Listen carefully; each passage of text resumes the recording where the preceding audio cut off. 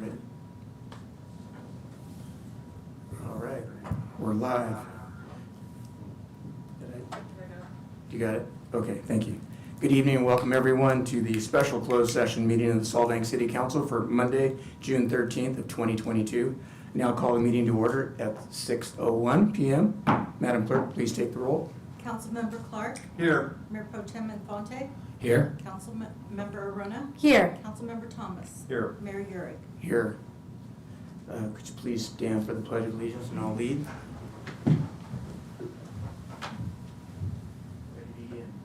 Allegiance to the flag of the United States of America and to the republic for which it stands, one nation, under God, indivisible, with liberty and justice for all.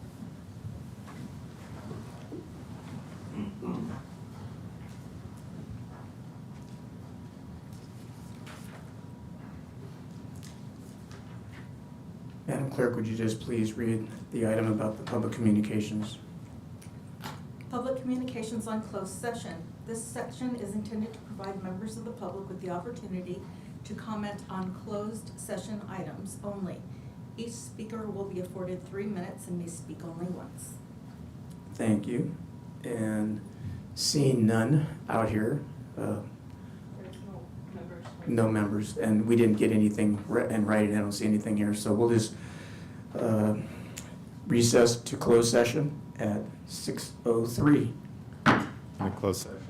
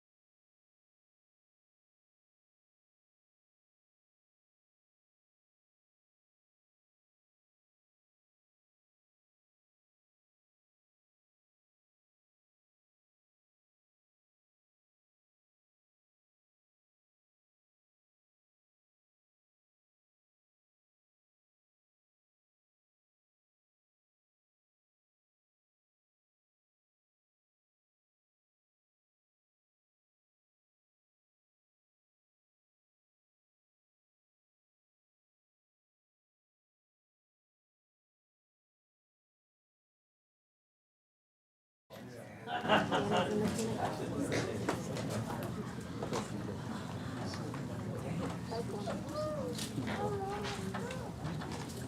right, now we're going to reconvene from our special closed session that we just had, and it is 6:25. Council, would you?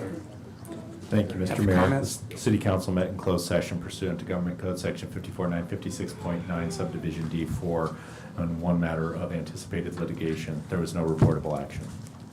All right, thank you. And now with that, I will close the special session at 6:25.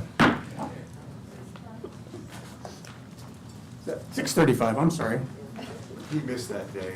I think I was looking in a mirror and it was backwards. And now, good evening and welcome everyone to the regular meeting of the Solvang City Council for Monday, June 13th of 2022.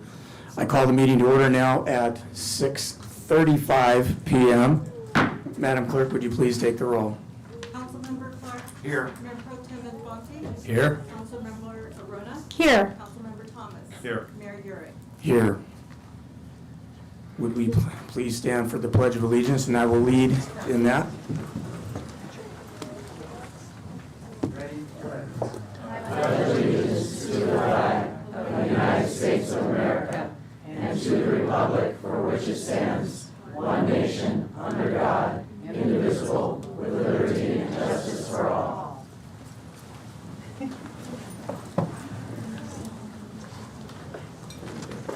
All right, moving on.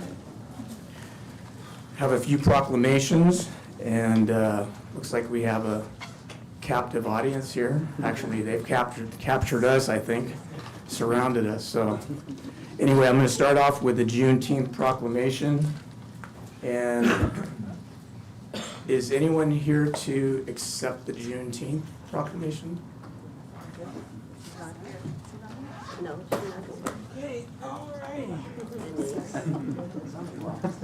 Here you go. Hang right there and let me finish reading this. All right. For the City of Solvang, the Juneteenth proclamation. Whereas President Abraham Lincoln signed the Emancipation Proclamation on January 1, 1863, declaring the enslaved African Americans in Confederate territory free, paving the way for the passing of the 13th Amendment, which formally abolished slavery in the United States of America. And whereas word about the signing of the Emancipation Proclamation was delayed some 2.5 years to June 19th of 1865 in reaching African Americans in the South and Southwestern United States. And whereas Emancipation Day observations are held on different days in different states in the South and Southwest and in other parts of the nation. And whereas June 19th has a special meaning to African Americans and is called Juneteenth, combining the words June and 19th, and has been celebrated by the African American community for over 150 years. And whereas there will be a Juneteenth celebration at Solvang Park on Saturday, June 18th, from 4 to 7 p.m. Now therefore be it resolved that I, Mayor Charlie Uhrig, along with the City Council of the City of Solvang, California, do hereby proclaim the day of June 19th of 2022 as Juneteenth Day in the City of Solvang, and urge all citizens to become more aware of the significance of this celebration in African American history and in the heritage of our nation and city.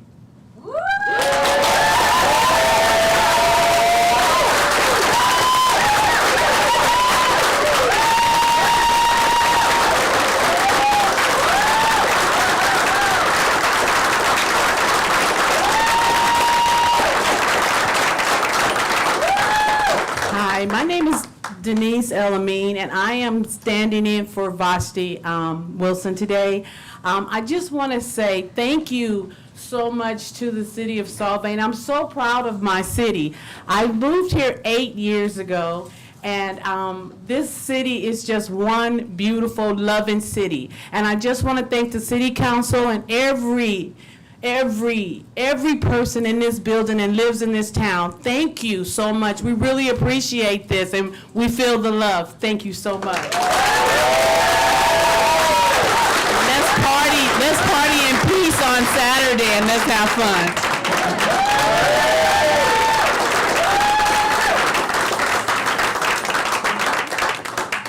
Again, that's at Solvang Park this Saturday at 4 o'clock. Next proclamation. City of Solvang declares June as Pride Month proclamation. Whereas, before I read, is there anyone that's going to accept this? Goals are, okay, perfect. Whereas the City of Solvang supports the rights of every citizen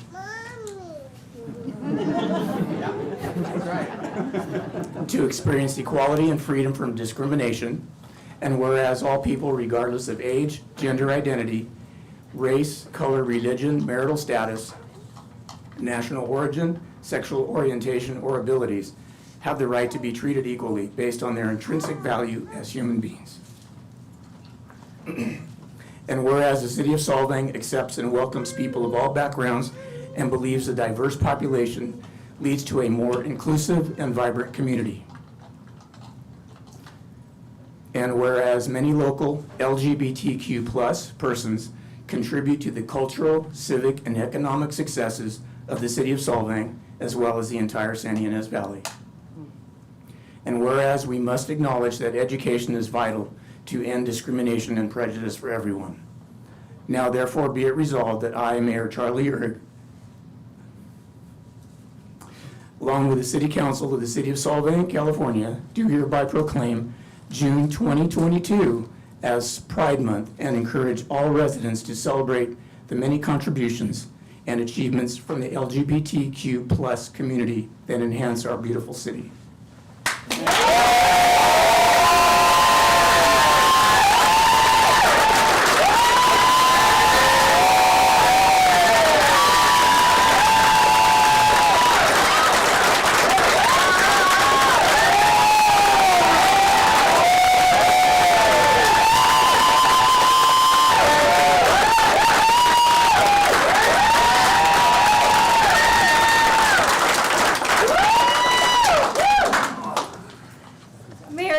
Thank you so much. This is so overwhelming. I'm Golzar Maymar, and I guess on behalf of the community and San Ynez Valley Pride, I just want to thank you for this. This is huge. This is history.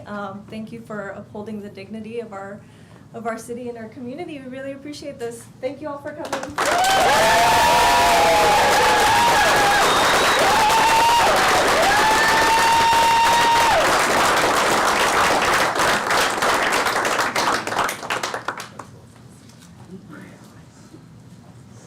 All right, I had public comment on this that I just received. So, Harry Mullen, if you can come forward.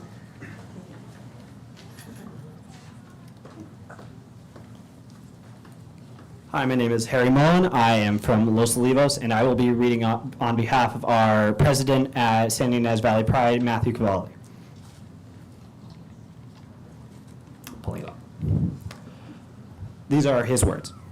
Hello to all. As a father of four, a local business owner, president of San Ynez Valley Pride, and co-founder of the Rainbow House Incorporated, I wanted to take a moment to thank the City of Solvang and all the community members that are here in support of this very important proclamation. By this proclamation, you are stating that the LGBTQ+ community is valid, seen, accepted, and loved, and that you recognize that inclusion and diversity is important not only here in the community of Solvang, but also to the community at large. I thank you, my family thanks you, and my children thank you. Matthew Cavalli. Thank you.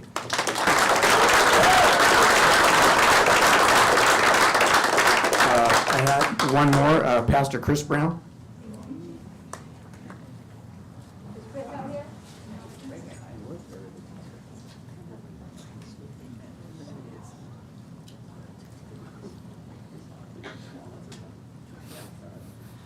Thank you, Mayor Charlie, council members.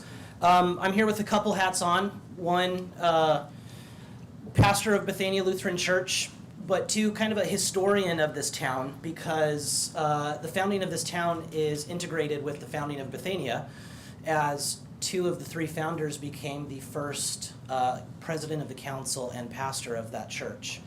A lot of people aren't aware of this, but the philosophy that this town was founded upon was that of N.F.S. Grundtvig, who was Denmark's second most famous philosopher.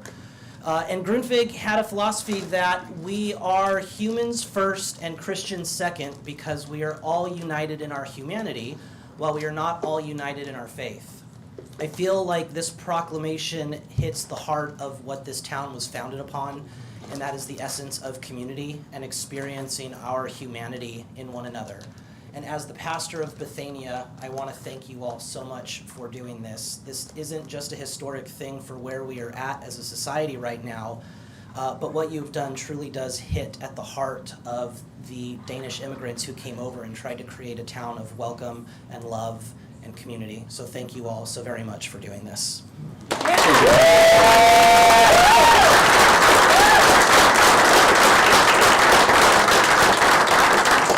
And one more speaker slip, Alice Gillaroo? Rhymes with kangaroo, excellent. Rhymes with kangaroo. Very good. Good evening, council people. Lovely to see you. It's been a long time. I was born in Santa Barbara, and I was raised in Santa Maria, and I've now been in San Ynez for 22 years. I couldn't ask for a better place to live, and it's because of the people and the generous spirit,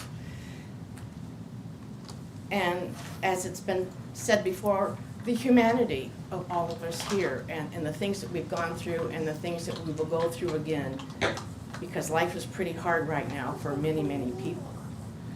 I met my bride in 1987 in Santa Barbara, and her name is Susan Jorgensen, so I picked a good dame, I think. Or dame, yeah. And we've been together 35 years, and we'll celebrate that in September. There was a large part of my life growing up when I was very, very closeted and feared losing my job or losing my family. Times have changed, thank goodness, and it's because of so many people here today.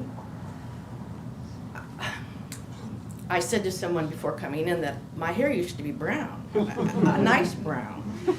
And now this is the culmination of many, many years in social service, starting 3 nonprofits in Santa Barbara, doing street outreach with, well, I won't give you my history, because what I want to say today, sincerely and from the bottom of my heart,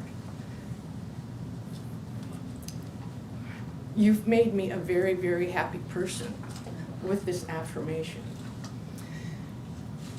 I remember a politician once saying to me when I was anxious to get married after a 29-year engagement, she said, "It's not time yet." And it wasn't, given the political climate. And we did get married. And today feels like an added bonus to our marriage that we're recognized as people, as women, as people who want to give back to our community in whatever way we can. You've done the right thing. You don't need to be reminded of that, but I thank you, thank you, thank you for choosing this for Solvang and for Santa Barbara. Thank you.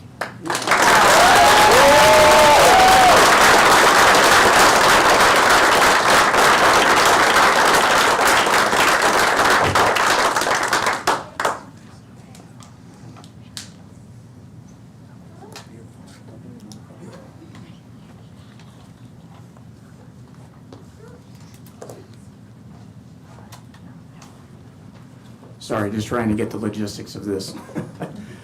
Is there anyone wanting or wishing to speak and make comments on the proclamation that we just had right now? I don't need a speaker slip for that, so anybody, if you want to come up and have a comment on the one that we just had, the one for Pride Month. And Vashti, I'm going to have to go back after we finish the third one because we've already done yours in the Juneteenth. Once we do regular comments, then I will go back to you on yours, okay? Mayor Charlie, did you just call me out in front of the crowd? I called you out in front of the crowd, Vashti. You know I love you, so that's fine. All right. I just need to make sure I do it correctly, though. So. You did it right. She would be great, absolutely. So if there isn't any other comments here in person, is there any wishing to speak on the Pride Proclamation in Zoom? Seeing none, I'll bring it back to moving on to the next proclamation, which is for the Solvang Festival Theater.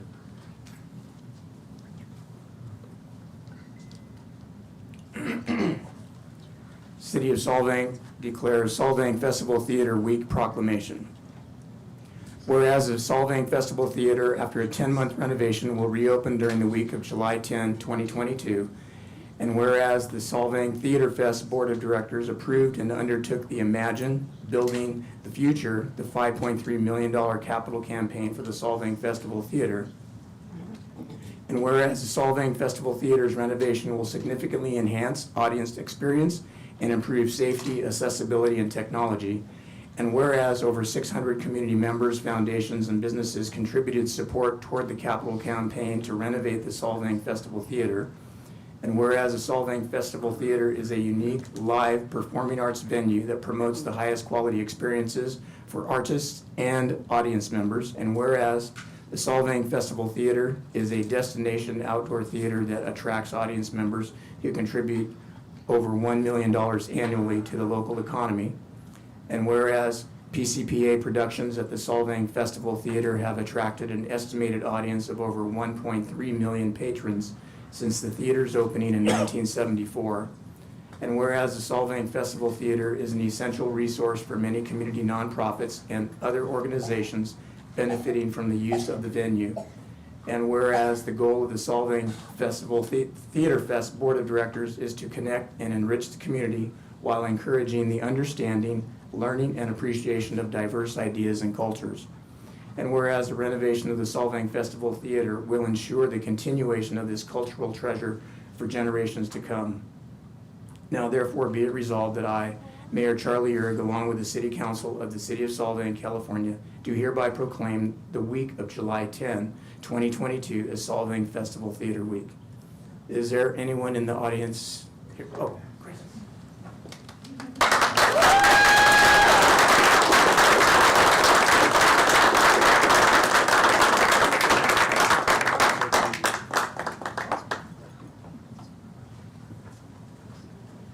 Thank you, Mayor Urick, and all the council members for your attention and for making a week, 1 month from today, truly the beginning of a new era. That the jewel of our arts and entertainment quality of life here for Solvang and all the visitors to Solvang will now begin in a newly renovated theater, and it will be here to enhance our lives for generations to come, and we so look forward to getting the show started next month. Thank you.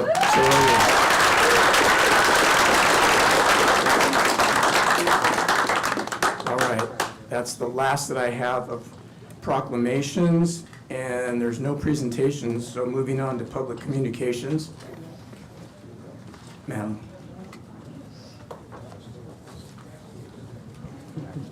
The council welcomes your input.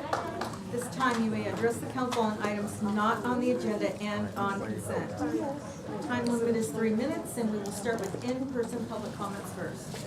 So I had one comment submitted for Vashti.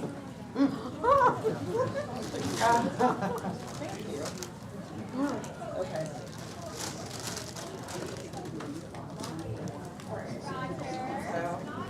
Hello, City Council.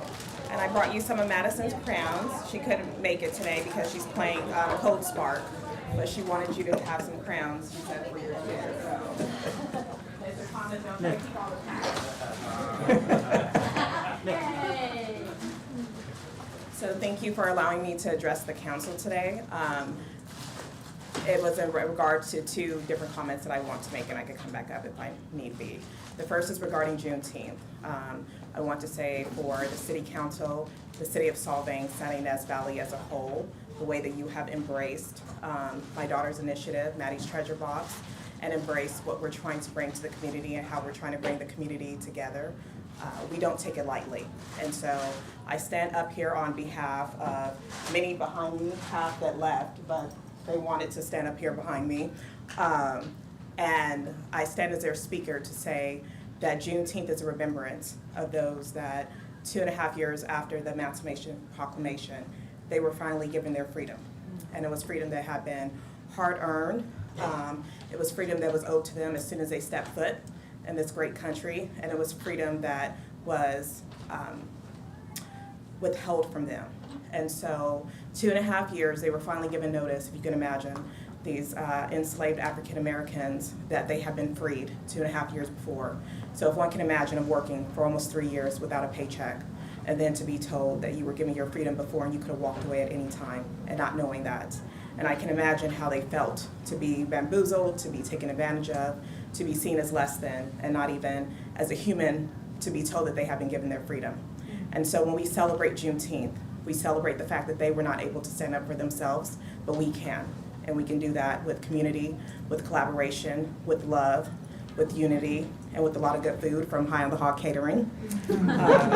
So Shameless. shameless. So I like to shout them out because I don't take what their sacrifice is lightly. High on the Hog Catering does all of the catering for Juneteenth, and they do it, and they donate all of the proceeds back to the event in support of what we're doing. And they have established this as an annual giving that they don't get a lot of hoopla about, and they don't require it, but I like to shout them out because they do it altruistically. With that being said, this great council, this proclamation, we love it, but with great works, we also need funding. So I am asking the city council to consider Juneteenth for their for annual funding. I know it's done by year, so for this year, I'm asking for $5,000. We have come out of pocket ourselves. A lot of us have come out of pocket, and we do it because we felt that it's worth it. When we have the event, we invite all of the community. We provide a lot of educational opportunities. We give back to a lot of small businesses and support, and we bring a great number of visitors to the area. At this time, there are over 30 hotel stays just for our small events. So if one can imagine, as it gets bigger every year, the extra people are going to embrace this. The one thing you don't have control over. We're just going to cover that up. So we are asking for the council to support us with $5,000 to continue to bring a great event to the community this Saturday. So it is Juneteenth SYB. If you'd like to pre-order your dinner and some other great things that we have available, please feel free to reach out to me, Vashti Wilson 2020, only kind comments please, @gmail.com. So that's VASHTIWILSON 2020, or JuneteenthSYB@gmail.com. So, thank you. Any questions? Thank you, Vashti. You're welcome. Thank you for the crayons. Tell Maddie thanks for the crayons. I will. You're welcome. Stella will appreciate them. I had one other one that's speaker slip. Erica Jane Flores. There she is.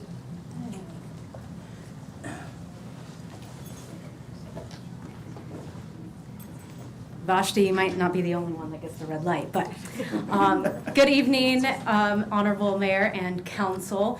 I must say, I hate having my back to the audience, but it also feels good because so far this meeting resembles what it means to have a community that always has your back.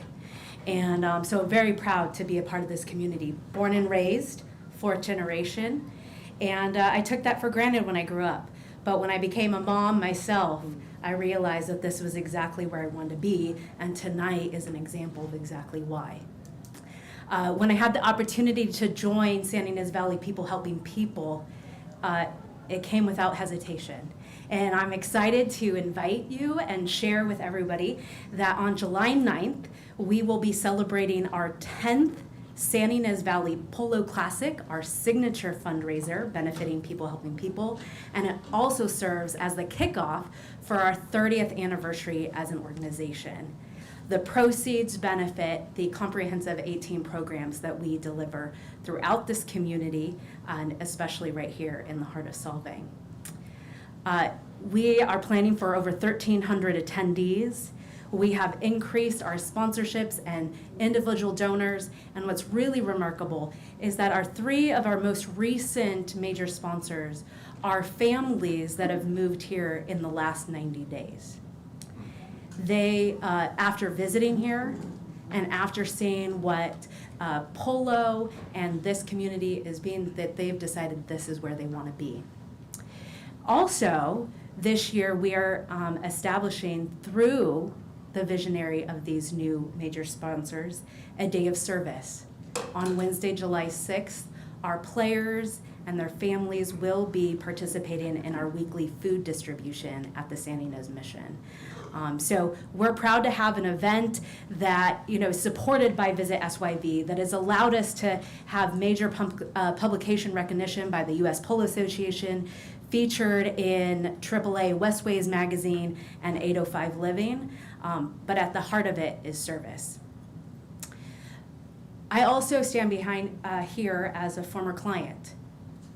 As a mom of an infant, when I moved back to the Valley, I was a resident here in San Ynez, and I was working part-time at Solvang Theater Fest on the Capital Campaign, where I now sit on the board. I was working part-time, $18 an hour. For the mathematicians in the room, I was $10 short of my rent.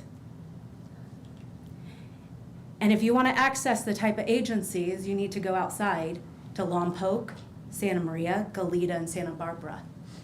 But thankfully, they said, you can go have your meetings on the corner of Maple and Alisal at 545. So when I first walked into the doors at PHP, it was a client. Not for a handout, but for the hand up I needed to become self-sufficient and sustainable in this community. And today I have the honor to lift up our mission and to give back. I'm now a trustee of the Hancock Foundation, a member on the Solvang Theater Fest board, and the president of the College School District in San Ynez. Thank you. Thank you, Erica.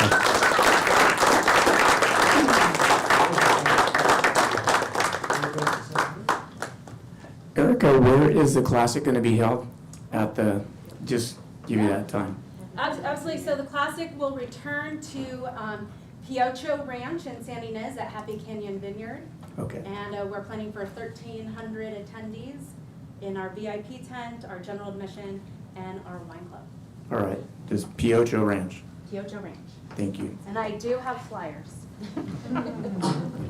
Shameless. All right. That is all I had for comments here in person. Is there any, that were written, is there any that wish to speak on any items that I didn't get a speaker slip for, or any items that are not on the agenda? Seeing none. Oh, I'm sorry. On Zoom here? One sec, hold on. Hi, on Zoom. Yep, hold on just a second. We had a question here in the audience. Okay. All right, go. I can't see Nancy. Is that Hunsicker? Yes. Go ahead. Yes. Can you see me? We can see hear you. me? I believe we can I hear would you. just like to build a little bit on what Erica Flores provided as a longtime board member and supporter of San Ynez People Helping People. Support services to the most vulnerable members of our community, as well as those who find themselves in crisis, and has done so for over 30 years in our valley. Our weekly food distribution here in Solvang, which Erica referenced, has been an absolute lifesaver for so many families during the pandemic.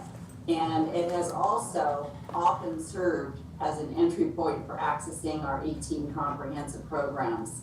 Additionally, this last month, thanks to the generosity of longtime realtor Mike Brady and through the support of Nielsen's Building Supply, Action Roofing, the Zakaria family, and Urquitas Building, we have unveiled a new outdoor food pantry right here in Solvang.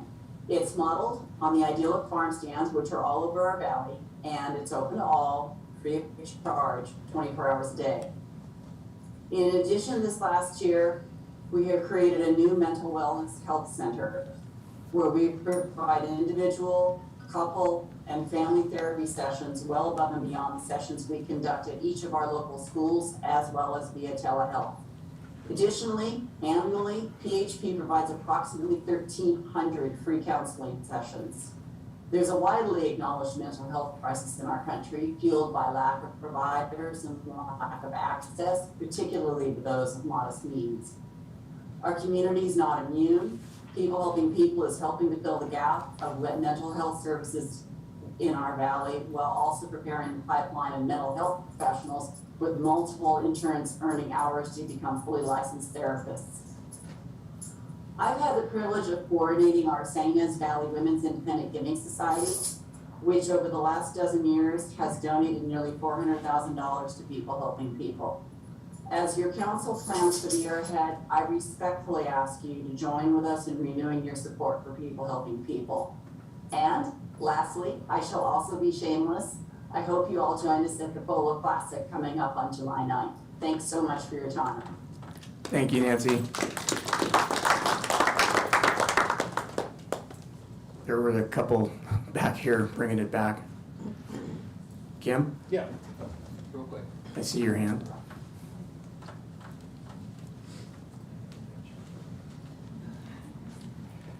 Kim Jensen, Ingeborg's Chocolate, City of Solvang.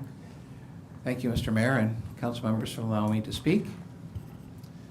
I just would like to say that being a member of the TAC, Tourist Advisory Committee, going forward, it looks like we're going to be picking a director for our group. And all I would like to say is that that the TAC committee have some form of input, shall we say, in the director's position in some way that we can. I know the city always hires.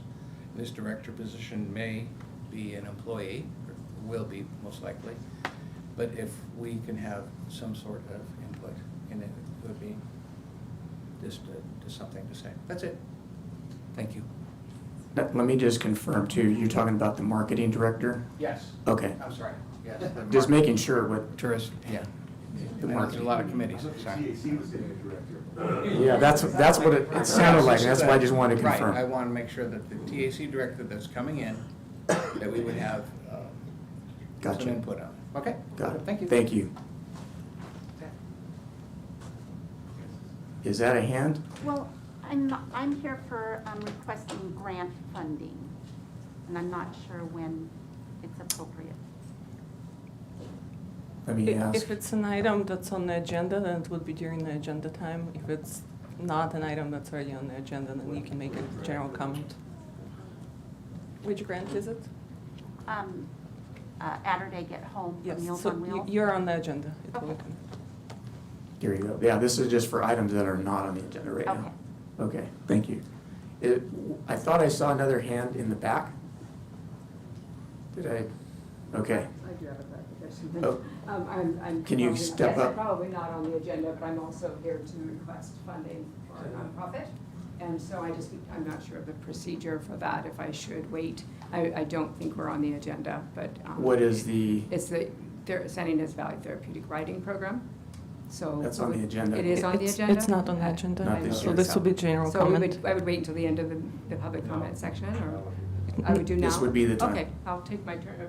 Should I follow her, or she's on the agenda? Okay. She's on the agenda, Am I so on then? Should if you shall could I do identify my- yourself, I'm here. Okay. your time. Go ahead. All right, thank you and for entertaining me. I preface my comments by apologizing for not getting on the agenda. We are a growing organization in that we have had a change in our executive director position after having a very excellent executive director for 10 years who moved on to work in her family business. So as we've transitioned into moving the organization forward, we've missed a few important, or learning about a few important deadlines. So I apologize for this last minute approach to you. We are currently serving Solvang elementary school students in our therapeutic writing program. And we received a generous grant from you in 2 prior years for senior citizens at that were associated with the Solvang Senior Center to participate in lessons at the therapeutic riding program as well. And we respectfully request that you consider renewing that grant for us so that we may continue to provide these services to students. For those of you who are not familiar with our program, I hope most of you are.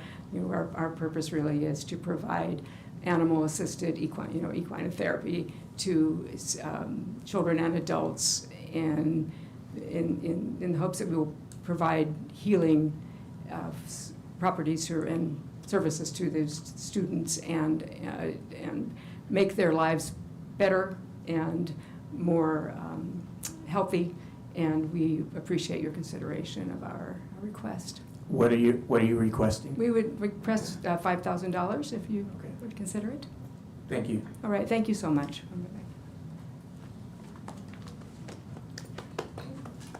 Go ahead.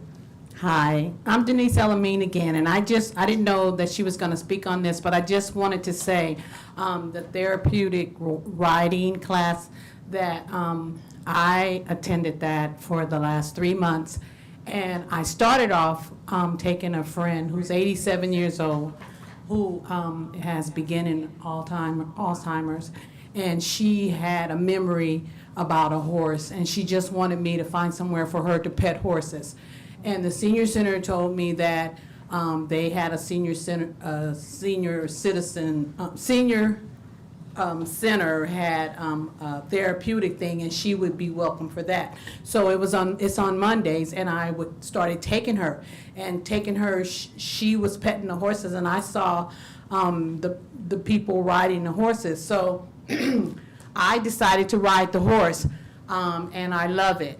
I'm riding horses. I actually have riding pants and a hat, and I have all the gear. And then once I was ready, and for the video, they stopped it and said that the grant had run out. So I've been 2 weeks without being able to ride the horse or take my good 87-year-old friend who really, really needs it. So I just wanted to come to let you know that it is really, really, really a nice program, and I would really appreciate it if you could continue this for my video that I'm planning on doing and my girlfriend for her mental health. Thank you so much, City Which horse Council. are you riding?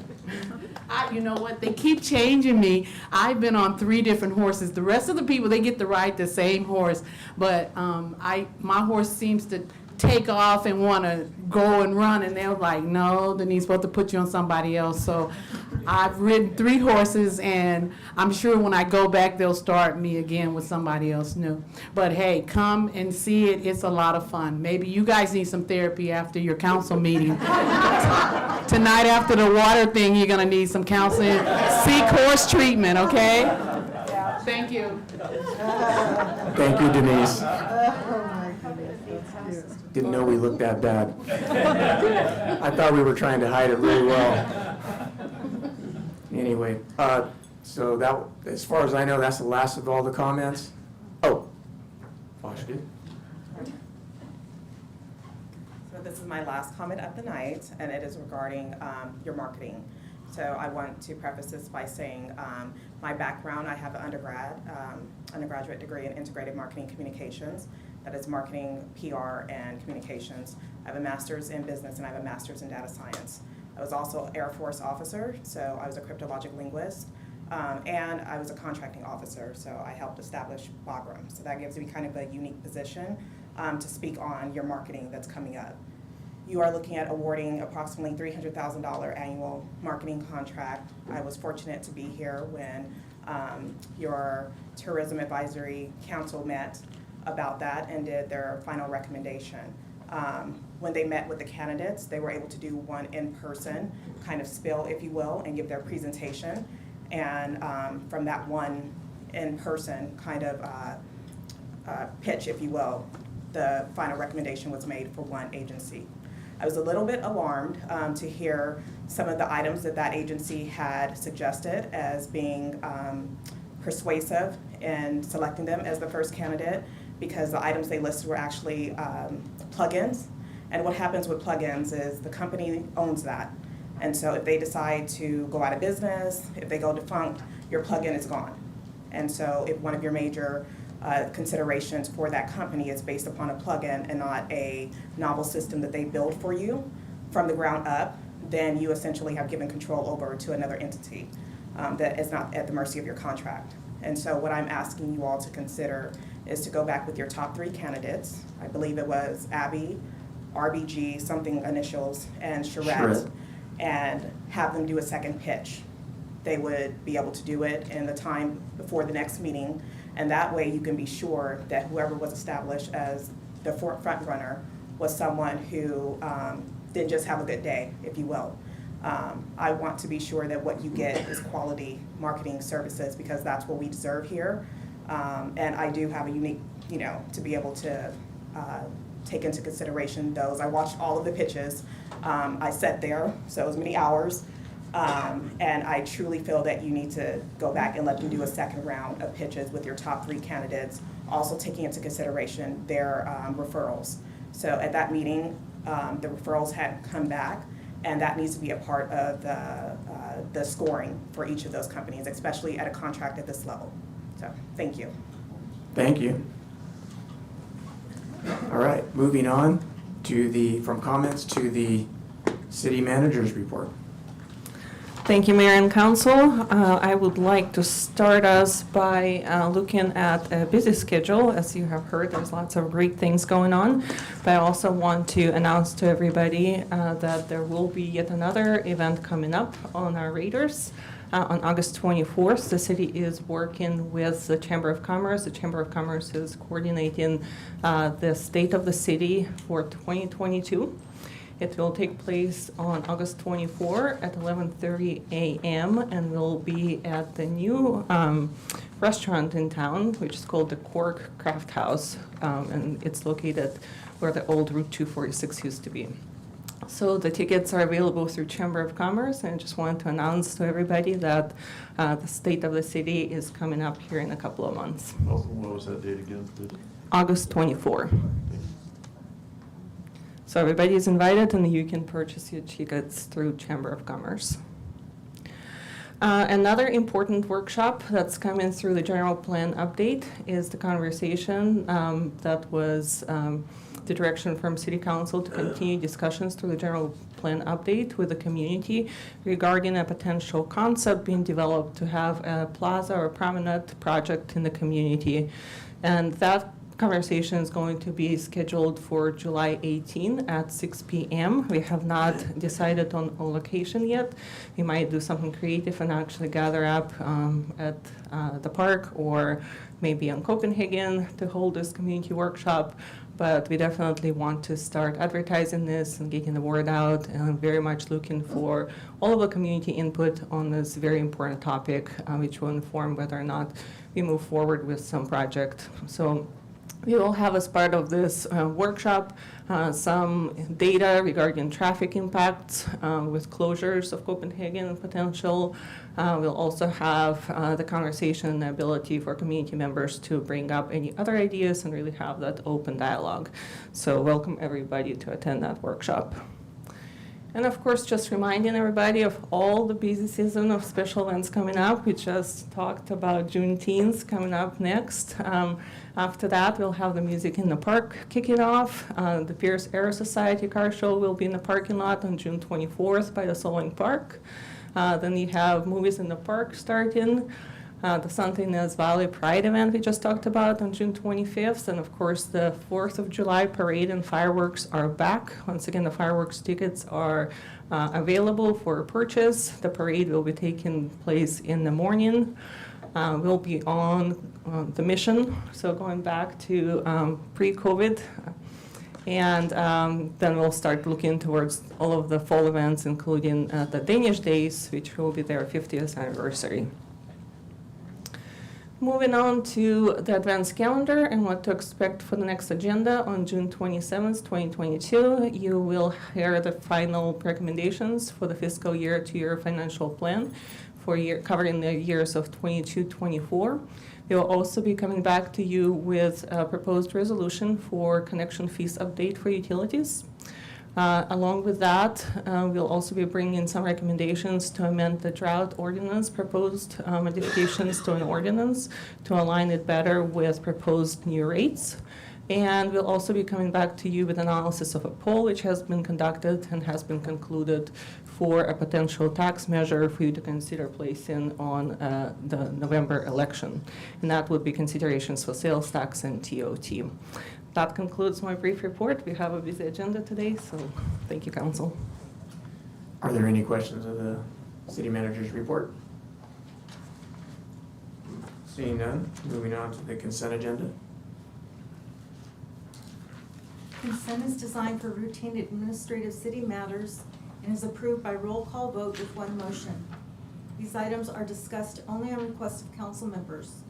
Members of the public were afforded an opportunity to speak on consent items during the public communications portion of this agenda.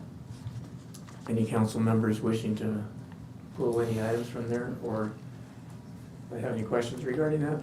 Yes. Go ahead. The draft of the minutes from the last meeting. Two issues with that. It lists in there that we would have a visit from the Danish ambassador to Solvang. Oops. It's the Danish ambassador to the United States visiting Solvang. There is no Danish ambassador. We're not a country? to Solvang. Yeah, we're not a country. Yeah, how's that go? In addition, there was some sequencing issues. It looks like maybe the new software had a problem. It talked about lot 72, then it went to request for grant funding, and then it went back to lot 72 comments, and it got a little confused. I think that needs to be addressed. That was it. Thank you. Any other questions or comments? Nope. Seeing none, is there anyone willing to make a motion to accept with the corrections as noted? I'll move that we accept the consent agenda with those corrections as presented. Is there a second? Second. Madam Clerk, roll call, please. Councilmember Clark? Yes. Mayor Pro Tem Infante? Yes? Councilmember Arona? Yes. Councilmember Thomas? Yes. Mayor Urick? Yes. Motion passes 5-0. All right, moving on to item number 5, public hearings. Madam Clerk?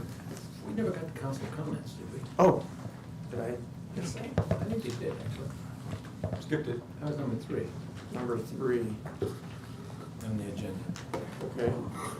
Because I have a couple comments. My paper disappeared. Go ahead, council comments. Just a couple comments real quickly. I wanted to do two things. I wanted to call out and recognize for some very selfless service, Mr. Dennis Beebe. He had come before us, and I talked with the city manager with him. He had proposed that the Boy Scouts come out and help paint the monument sign that welcomes people into Solvang down near Nielsen's. And unfortunately, the Boy Scouts couldn't support that, but he didn't want to let it go at that point. So he went out, I believe, with his daughter. And if you've noticed the sign, it's all white. He has sanded that thing down completely.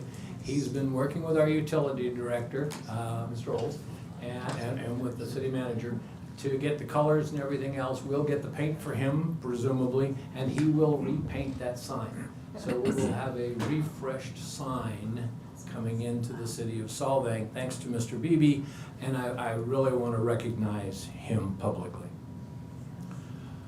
Second comment was I watched the Planning Commission meeting, and one of the issues that came up was parking in lieu taxation or fees. And I would like to put that on a future agenda. I would like to hear from staff exactly what it is that we're supposed to be paying into, where it goes, and everything else. The problem is, there was a presentation by the owner of the Tiki Bar that he had a large bill to pay for parking in lieu, and there's no more parking spaces there. We have no funding, as I understand it, parking in lieu. That's an empty fund reserve at this point. I think maybe we need to reconsider whether we charge restaurants and bars for parking in lieu and how much we charge. But I would like to bring that before the council for a discussion and ultimately a decision on that code.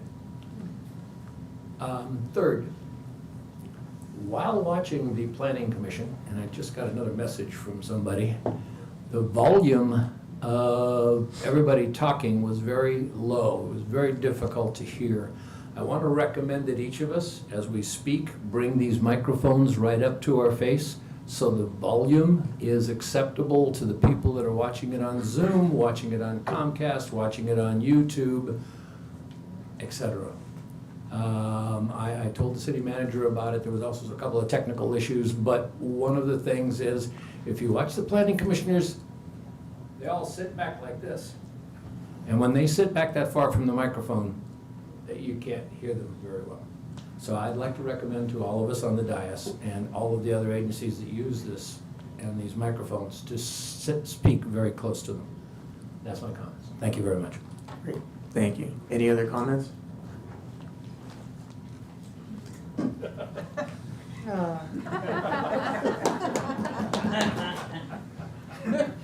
Your lips are moving, Robert. Surprisingly, I have no comments tonight. That is a surprise. That is. Any others? I just have a couple. First off, just to reiterate, again, we have some nice events coming starting this weekend, and hopefully we'll have the pavers all finished by Friday, so we can have a good setup for Saturday. Yes, So, those will be completed. it was a really nice concert on Saturday at the park with the San Ynez Valley Wind Ensemble. They did a great job there for an hour and 20 minutes in the heat, I might add, but in the park with the shade provided by the trees there. That was really very nice. So I just wanted to comment on them and thank them for their time, their efforts for putting together a nice little concert for everyone. Going forward with the food bank stats that I try to give up every day or every council meeting for the meetings that we have. May 24th, which was 3 weeks ago, they had 175 households with 701 individuals served. 18 were first time to the program. The last Tuesday of the month of May 31st, there was 190 households served, 746 individuals, first time to the program 14. And last Tuesday, they had 168 households, which was a little down, and 665 individuals, 13 new to the program. Just a reminder again about water and water usage here in Solvang. We are in a drought, in case you don't realize that. And we need to try to watch what we do with water. We need to make sure that businesses are not watering down the sidewalks out in front of their businesses. That's a big no-no. So just want to put that out there. Every county, we have 58 counties, are under drought emergency proclamations as issued by the state, and we just want to make sure that we try to do our part to conserve what we have, our limited supply that we have. I did want to give a big shout out to our sheriff's department here in Solvang. Last week, there was a couple of different reported incidents that were possibly going to happen on Friday, the last day at Solvang Elementary School, and just the response that they had, the decisions that were made between the principal and the sheriff's department. I know that there were some people that didn't agree with the decisions that was made, but after careful vetting of the situation and investigation, it was determined that there was no credible evidence that any kind of threat was going to happen at the school. And so I just wanted to give a big shout out to the deputies that were involved in investigating the possible threats on 2 different occasions. There was one on Wednesday and then one Thursday night, and it was supposed to be for Friday, the last day of school. So thank you for keeping us and our children safe. We really appreciate it. Just lastly, this coming Friday, there's going to be The first carpool lane in Santa Barbara County will be opening up this coming Friday. It's the carpool lane down in Carpinteria. They've been responsible for putting that together through SB CAG. And there's a grand opening, carpool lane grand opening at 10:30 on this coming Friday. So just know that there'll be probably even slower traffic going through than it already is.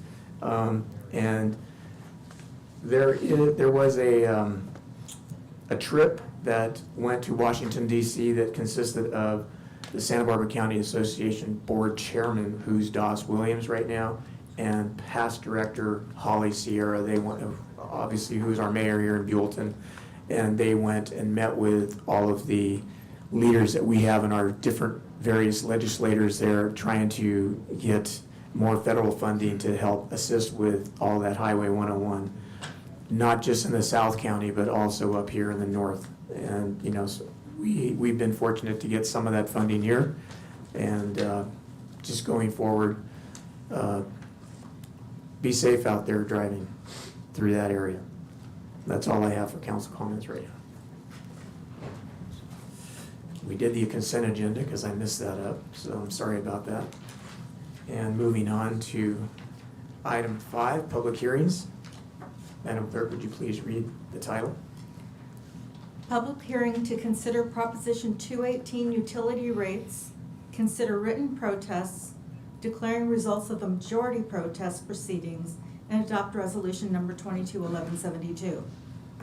Open the public hearing, receive public comments, declare the results of the majority protest proceeding, close the public hearing, and adopt the resolution. So we will now open the public hearing. We'll start with the staff report. Thank you, Mayor and Council. As you know, this has been a process that the city has been undertaking over the last fiscal year. You also have seen the forecasts and the projections and the funding needs through the financial plan process, which have been going hand in hand. The rates for utilities, water and wastewater, have not been updated since 2016. We have engaged a consultant who has done careful calculations on what it would cost for us to service our water and wastewater critical infrastructure. You have set the public hearing for today, and we look forward to presentation from our consultant, and Jose Acosta is our utilities director, who will first introduce some of the history on this item, and then move it forward to the consultant for presentation. Good evening, Mayor, council members. Couple quick notes on the purpose of the rate studies and the rate increases. Provide adequate funding flows, allowing city staff to operate and maintain the city's water and wastewater infrastructure, make needed improvements for aging infrastructure, and improvements for safety of the community. Develop proportional cost-based rates satisfying the requirements of Proposition 218, utilizing generally accepted methodologies for development, and demonstrate a sensible financial plan meeting the criteria set forth. Some brief history on how we got here today. Well, the city contracted with HDR Engineering in May of 2021 to start the rate study. Mr. Sean Curran has been involved in that process starting back in May.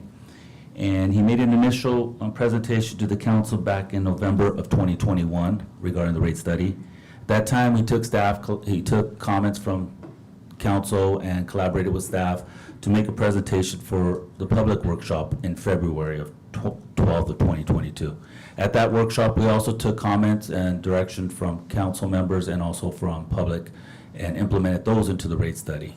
So that way we could bring back a final draft for the council to consider at their March council meeting. At that council meeting, council gave staff direction to staff to proceed with the rate study and set a Prop 218 hearing for this evening. So that's where we are here this evening, to hear the Prop 218, to open the Prop 218 hearing, take considerations, and then hopefully adopt a resolution to increase the rates. At this time, I want to introduce Sean Curran so that he can give more background and information for council as well. Good evening, Mayor and Council. Appreciate the opportunity to be with you again this evening. Thank you.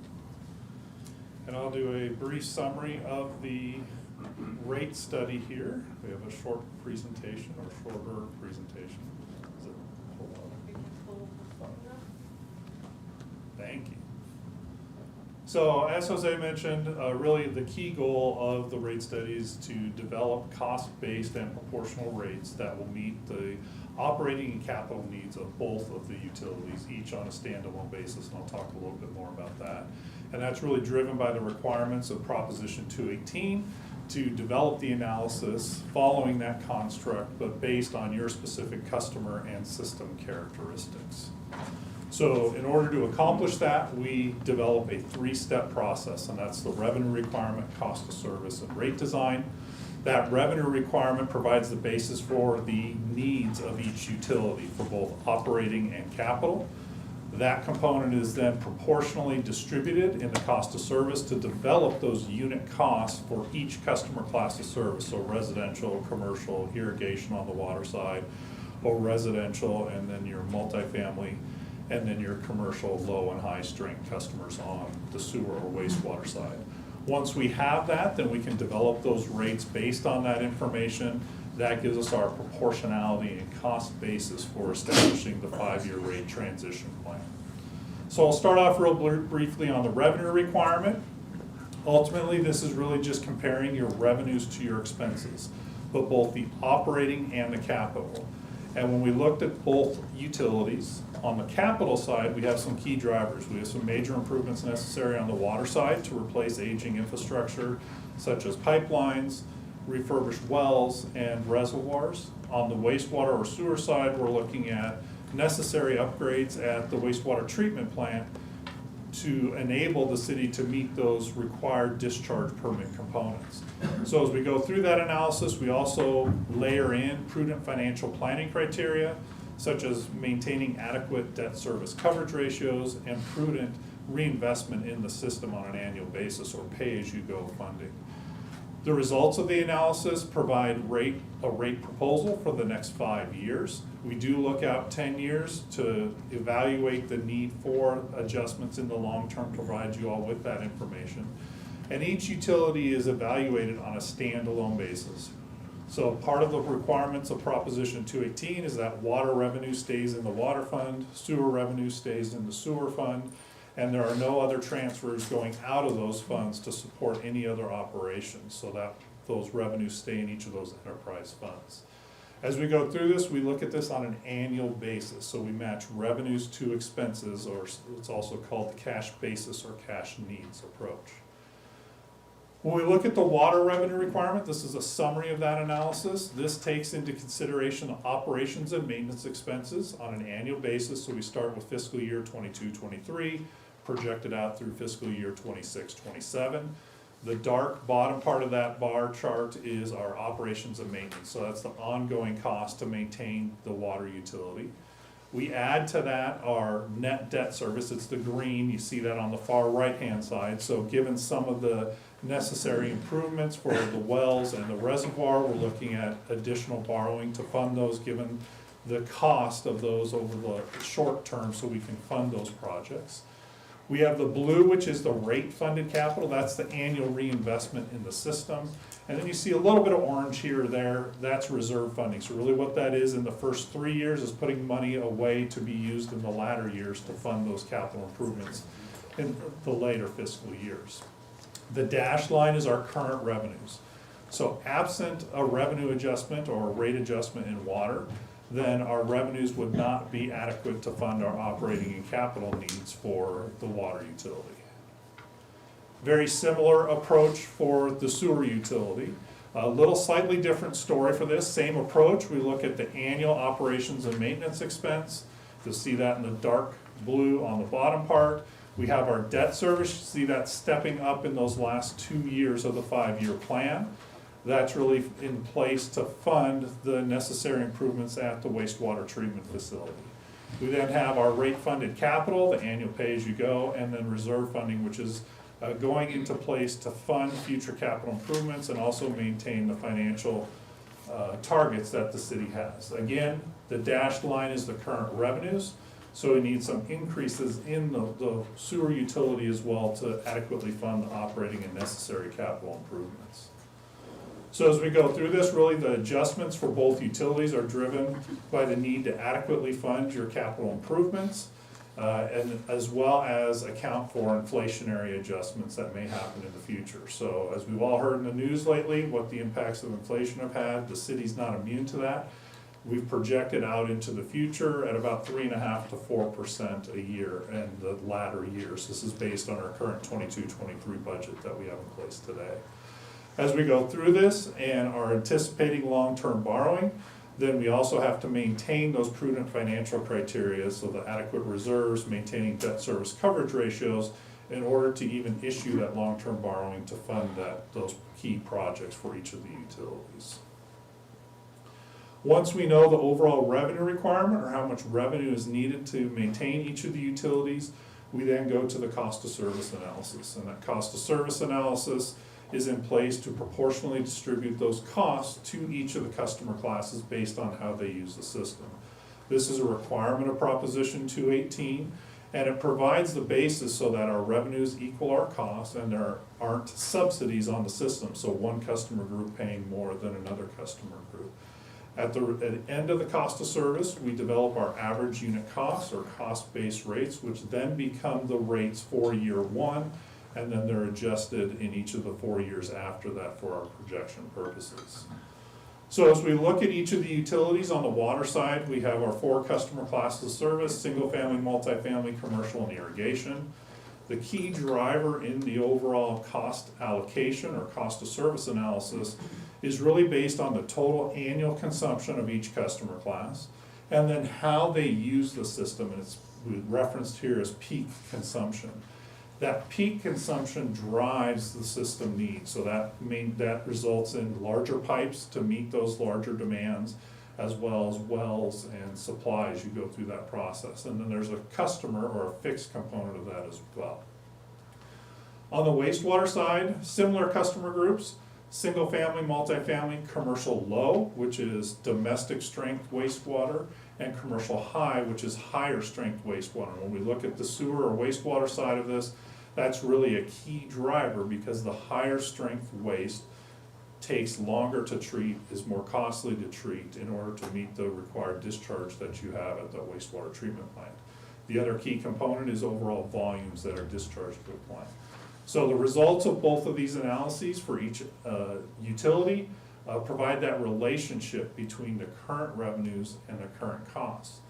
The way we show that on the fixed charge side is we take those total customer related costs, we divide it by the number of equivalent meters, and divide by 12 months. So on the screen here you see a little formula.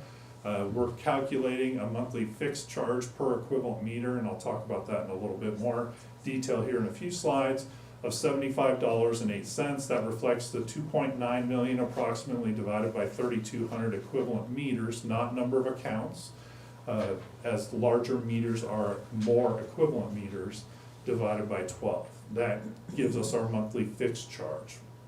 On the consumption side, then we are looking at calculating that based on the costs of average day and peak day divided by the customer consumption in those tiers or for the class as a whole. And that gives us our unit costs or cost-based rates. On the wastewater side, very similar approach, but we're looking at overall costs. So you can see here the left bar, the darker blue bar, is the 22-23 current average revenue calculation in dollars per CCF or 100 cubic feet.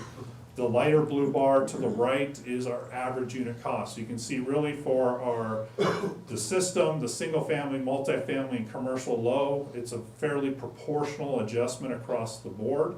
A slightly lower increase for the high strength customers already paying a higher rate. And so not as much of an increase there. So as we looked at this, there are minor cost differences between your different customer classes of service. This is the first comprehensive cost of service study in some time, and things change over time. Your customer characteristics change, your demographics change in your community, how people are using water is changing as we speak, and so we need to incorporate that into these analyses. Now, this first year of the study, I always refer to as a reset year. We establish the cost of service in year one, we adjust across for the next 4 years, and then when you complete the next cost of service study, then you may have another minor modifications to those relationships between the different customer classes, and that's just a result of the characteristic and system cost changing. As we go through this, we're recommending, to meet the requirement of Proposition 218, that we implement the cost of service results. So now that we know the first two components, then we can go into those proposed water rates. So this is the fixed component of the water rates.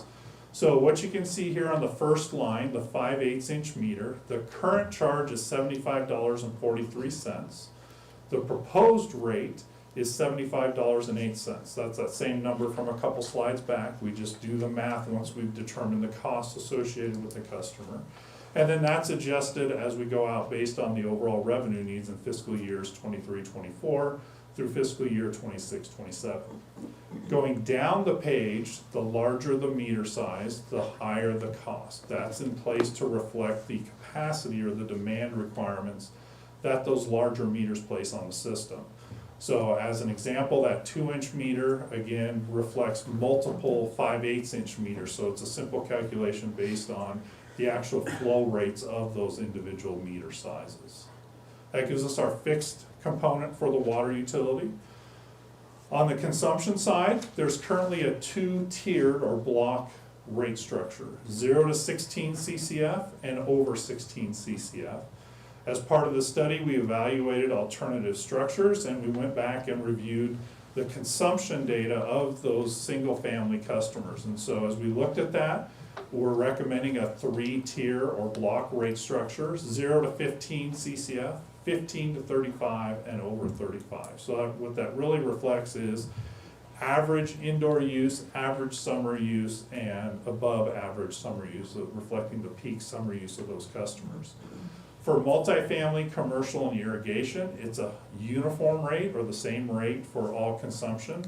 And we do that because each of those customer classes uses water in a similar manner, but they can have much larger end uses. So think of a small commercial business that just has a toilet and a sink in the back versus a hotel or a restaurant that would use much larger consumption amounts. And so in order to develop those tiers, we need a homogeneous class of service. And we have that more frequently with our single-family customers. So to give you an example of what that bill comparison looks like, the bar on the left, the blue is our present rate, and going across the bottom, the 0 to 25, those are CCFs for consumption on a monthly basis. And then the green bar is the proposed rate under each of those. So average use is somewhere between 8 and 15 on an annual basis, so you can kind of see what that monthly bill impact would be for those customers. And how does this compare to your neighboring communities? On the left-hand side, we have the present and proposed average bill at no use, 10 units or 20 units. And as you go across that 10 to 20 unit line, looking at some of the other regional utilities, you'll see you're very close. Some are higher, some are lower. I always talk about this as not an apples to apples comparison, because we don't know what some of these other utilities are doing, how they're funding their capital, what their necessary improvements may be, or how they're moving forward with their plans to meet their demands on the system. A couple of these, as an example, City of Santa Barbara, City of Santa Maria, both have rate adjustments, quote, on the books through their Proposition 218 process. And so they have a couple more years of rate adjustments as well that are planned. And others may be going through a similar process as you have just done as well.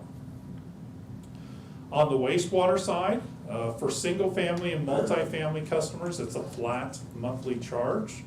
And so you'll see the adjustments here based on the revenue requirement and cost of service. For commercial and commercial and industrial high strength, you'll see there's a monthly fixed charge plus a volumetric charge. And so you can see on the bottom of the slide here, commercial and industrial versus commercial and industrial high, there's a difference in the volumetric charge to reflect the cost of treating that higher strength wastewater. And that's what we're trying to capture as part of that cost of service for each of the different customer classes. A very similar comparison here on the regional wastewater bill comparison for residential customers. City of Solvang on the left for both present and proposed, and then at 0, 10, and 20 units. Again, looking at this, all of the utilities, with the exception of the City of Santa Barbara, have a flat rate for their single-family residential customers. And so you can see how you compare there with these. Again, City of Santa Maria has a rate adjustment plan. City of Santa Barbara has a cap on their wastewater bill, so that's why you see that 0 units is a little bit lower as compared to many of the other utilities here. But they are also going through a Proposition 218 hearing. Their public hearing is tomorrow afternoon at their city council meeting to adopt 3 more years of rate adjustments for their rates as well. And then on a combined basis, water plus sewer, again, you can see very comparable. Again, not necessarily an apples to apples comparison, but it provides you with a summary of where some of the other regional utilities are here. And again, looking at that 10 to 20 units, you can really see it's right in line with many of those other utilities. And that's really looking at those funding needs that you have as a city and utilities to maintain your water and wastewater infrastructure. So in summary, our study recommendations are that there are rate revenue adjustments necessary to support the operating and capital needs of each of the utilities. The cost of service analysis provided us with the basis to develop proportional and cost-based rates for each of the different customer classes of service.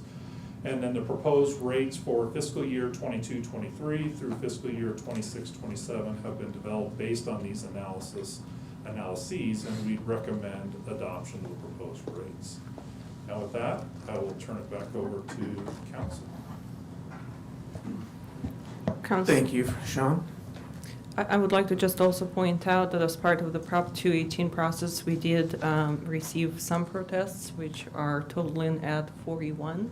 Today is this moment is really the last moment to turn in those disputes. So if anybody would like to continue to submit any disputes, they would need to do so in writing. At that point, the period will close. So at this point, we have only 41 disputes received.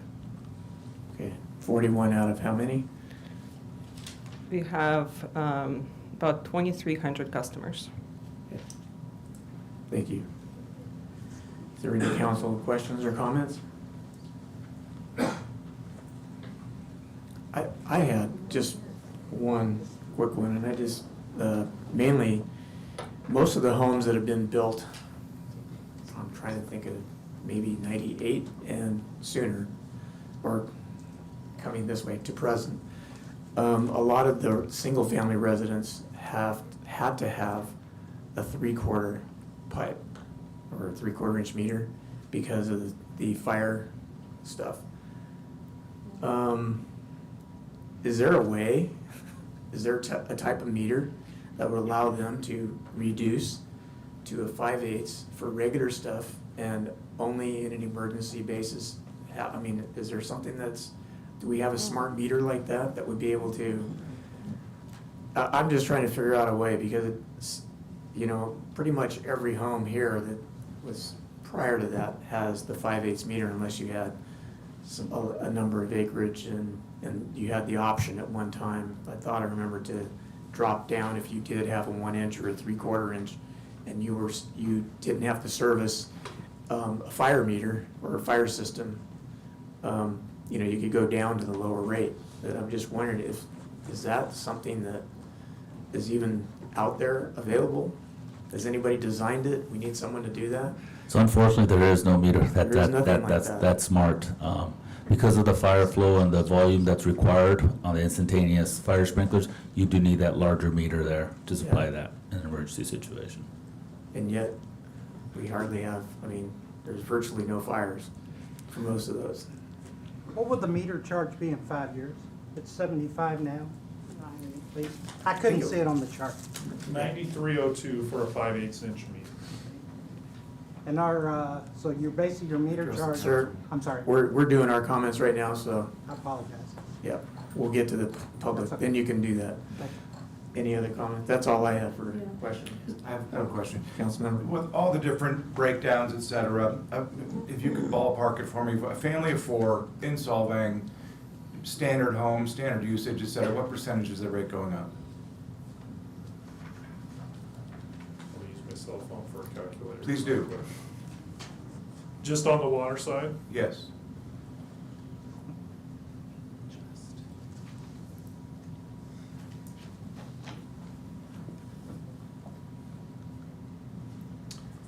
So this first year, that's assumed 20 CCF, which a larger family, average size family, somewhere in that range would be 8.8%. 8.8%. Per year or just for the first year? Just the first year. Over 5 years. Okay. What is it over 5 years? Question though, what is, if I understand correctly, we have the enterprise funds for water and wastewater. One of those enterprise funds is almost completely depleted.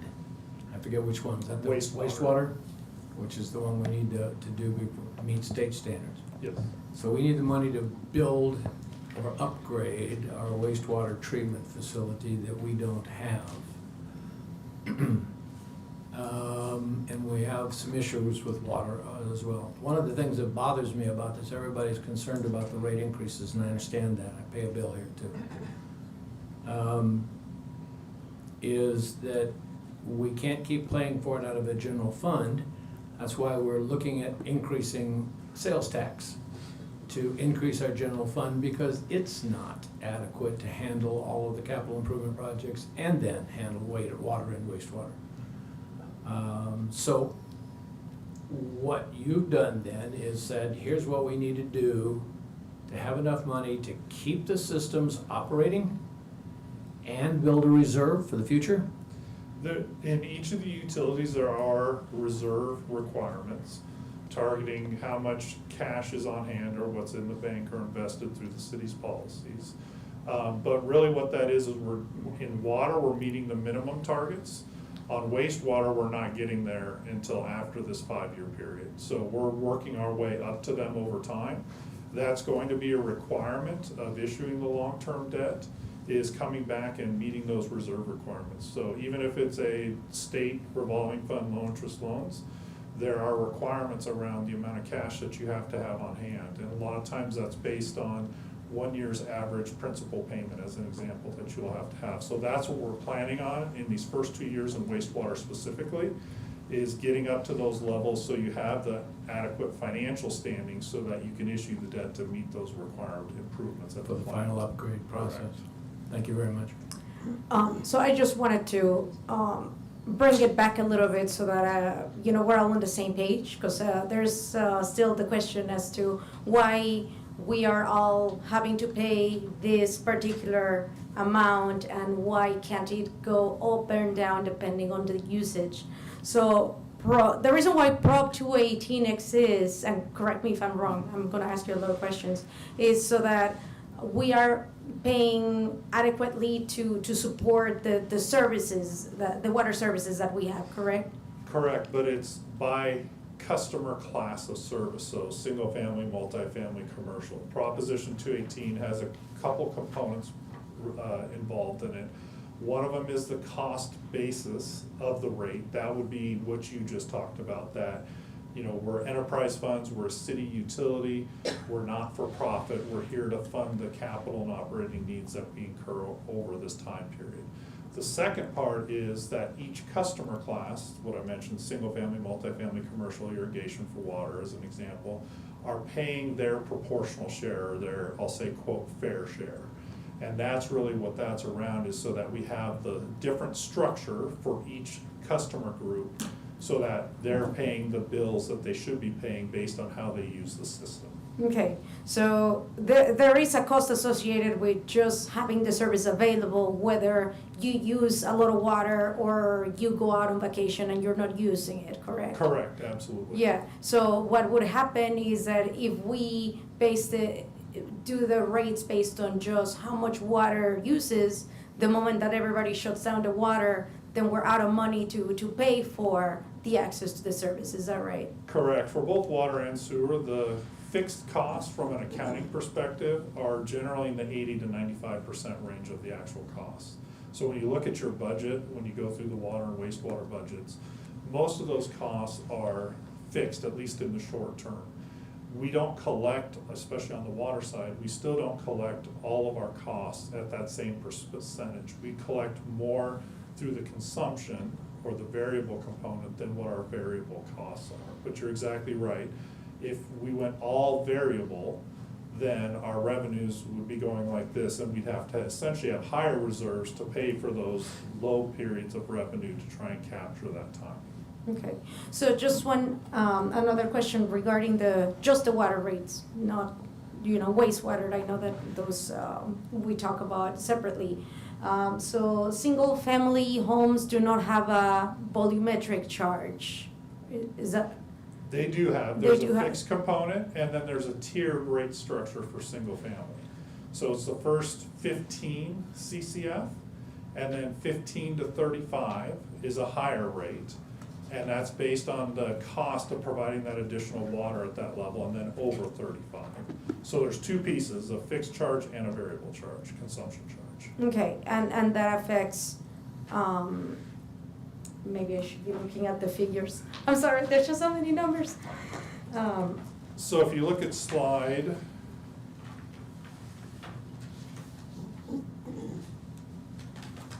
slide 16, Yes. that's the fixed charge by meter size for each of the 5 years. And then slide 17 is the consumption charge. And so right in the middle, you'll see 0 to 15, 15 to 35, 35 and over. Those would be the charge, that is the charge per CCF or 100 cubic feet for each of those units in each of those tiers. Okay. One question for staff, is there a difference between the meter that a single family or a multifamily uses versus, say, a hotel? Because there's questions about whether single family and multifamily are paying more than, say, hotels and restaurants, which, we all assume they use more water.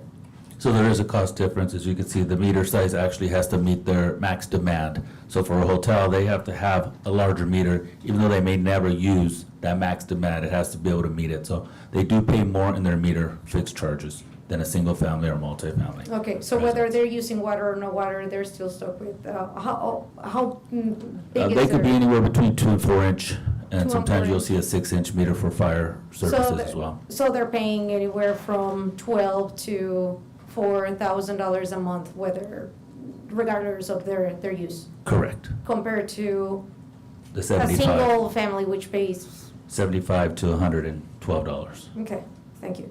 No. Are there any other questions for this report? Seeing none, we'll take it out to public comment this time.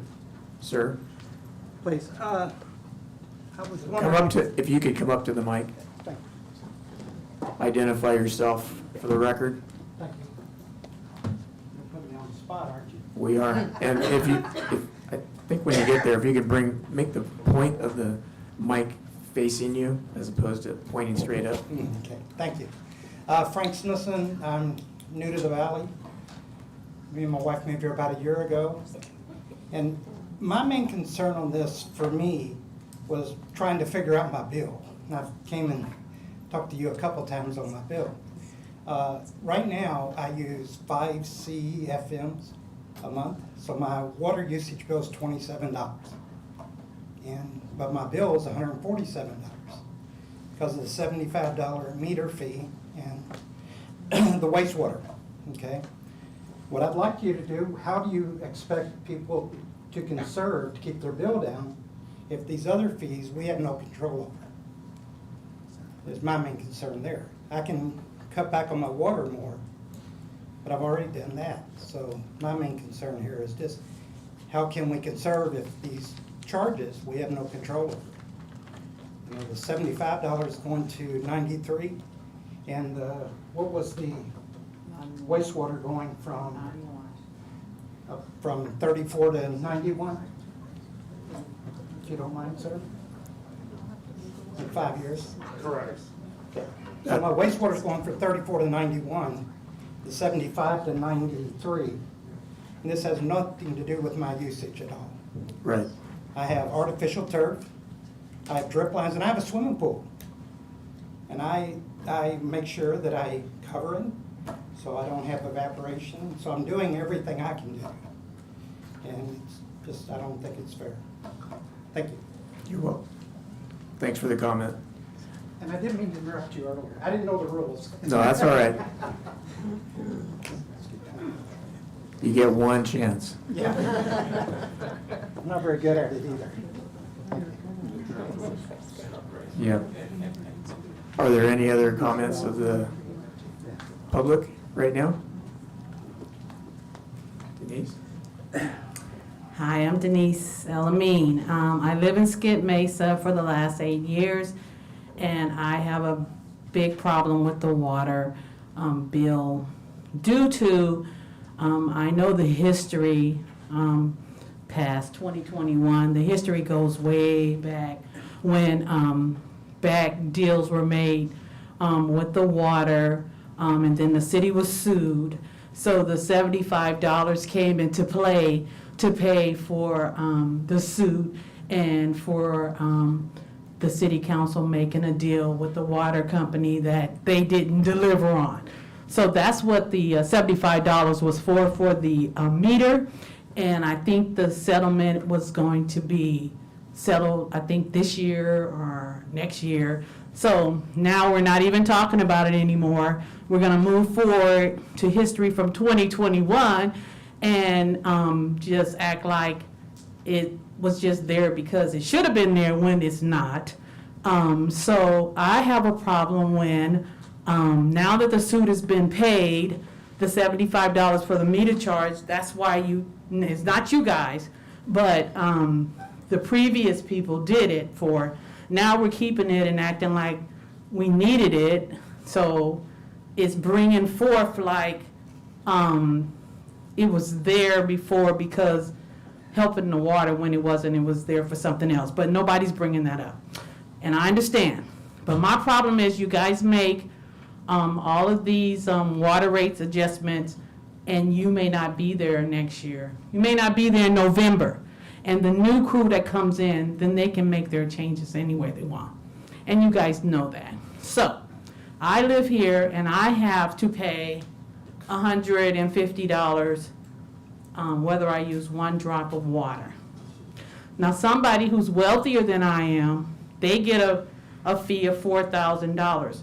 But their grass is green because the water rate, the usage is real low.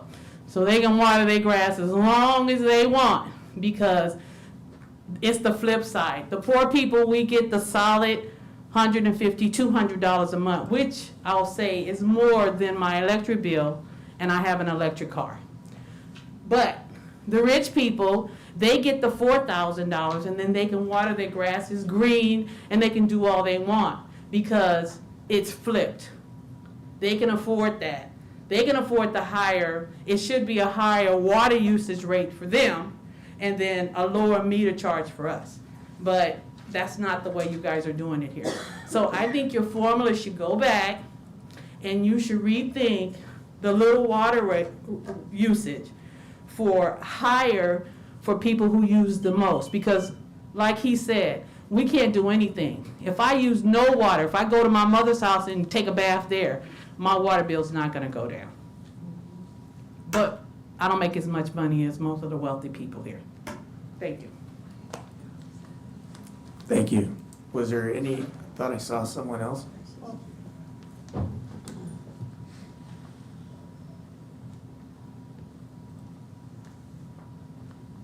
Hi, I'm Jill Goldwarn. I've been a homeowner in Solvang since 1999, I think, yeah. And I've always paid way too much for water, more than I pay for any other utility. I knew it when I moved into Solvang. In fact, the realtor tried to talk me out of moving to Solvang because of the water fee.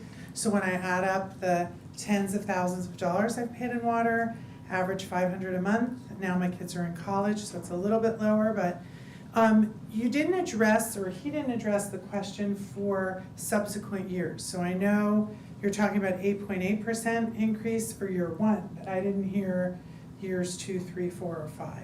And so, you know, I second or third, I guess, the last two speakers, that talk about, I've tried everything. I mean, my grass is dead. I just hand water my herbs and my roses, and just so I can have a little beautification in my home. And I've reduced and limited water in every way possible.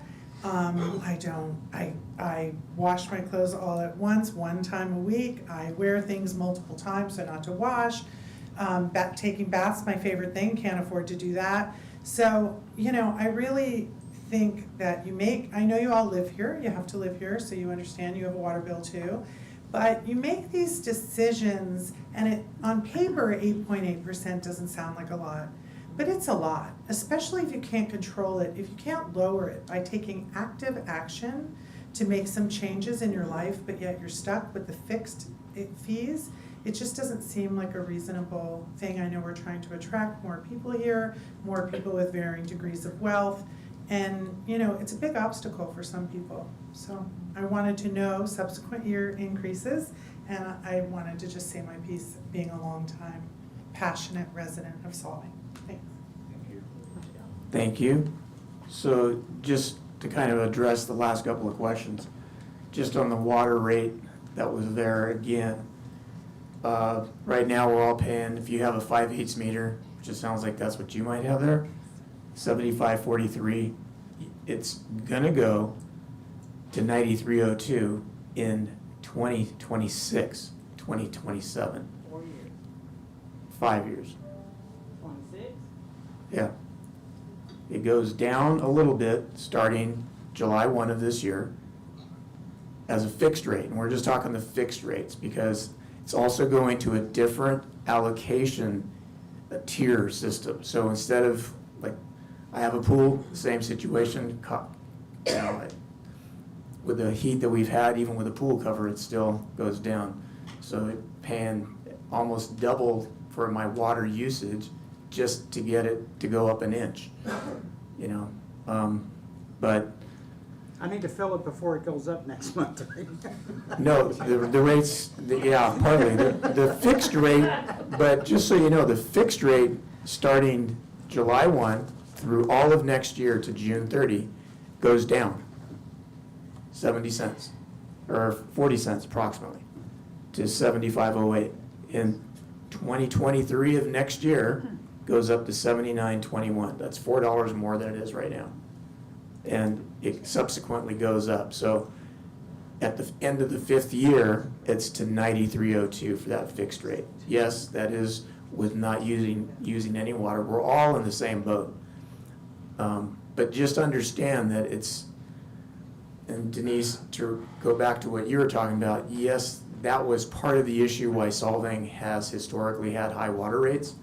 But right now, we're also where our water, we've just had to purchase almost $1 million because we can't get enough state water. So we've spent $1 million in the last 11 months to try to get water for all of us. And it cost somebody, it cost all of us. And they're trying to make it as fair as we're trying to do is make it as fair as possible for everyone, so. But how do other local towns deal with it? Because we can't, I'm trying to answer that.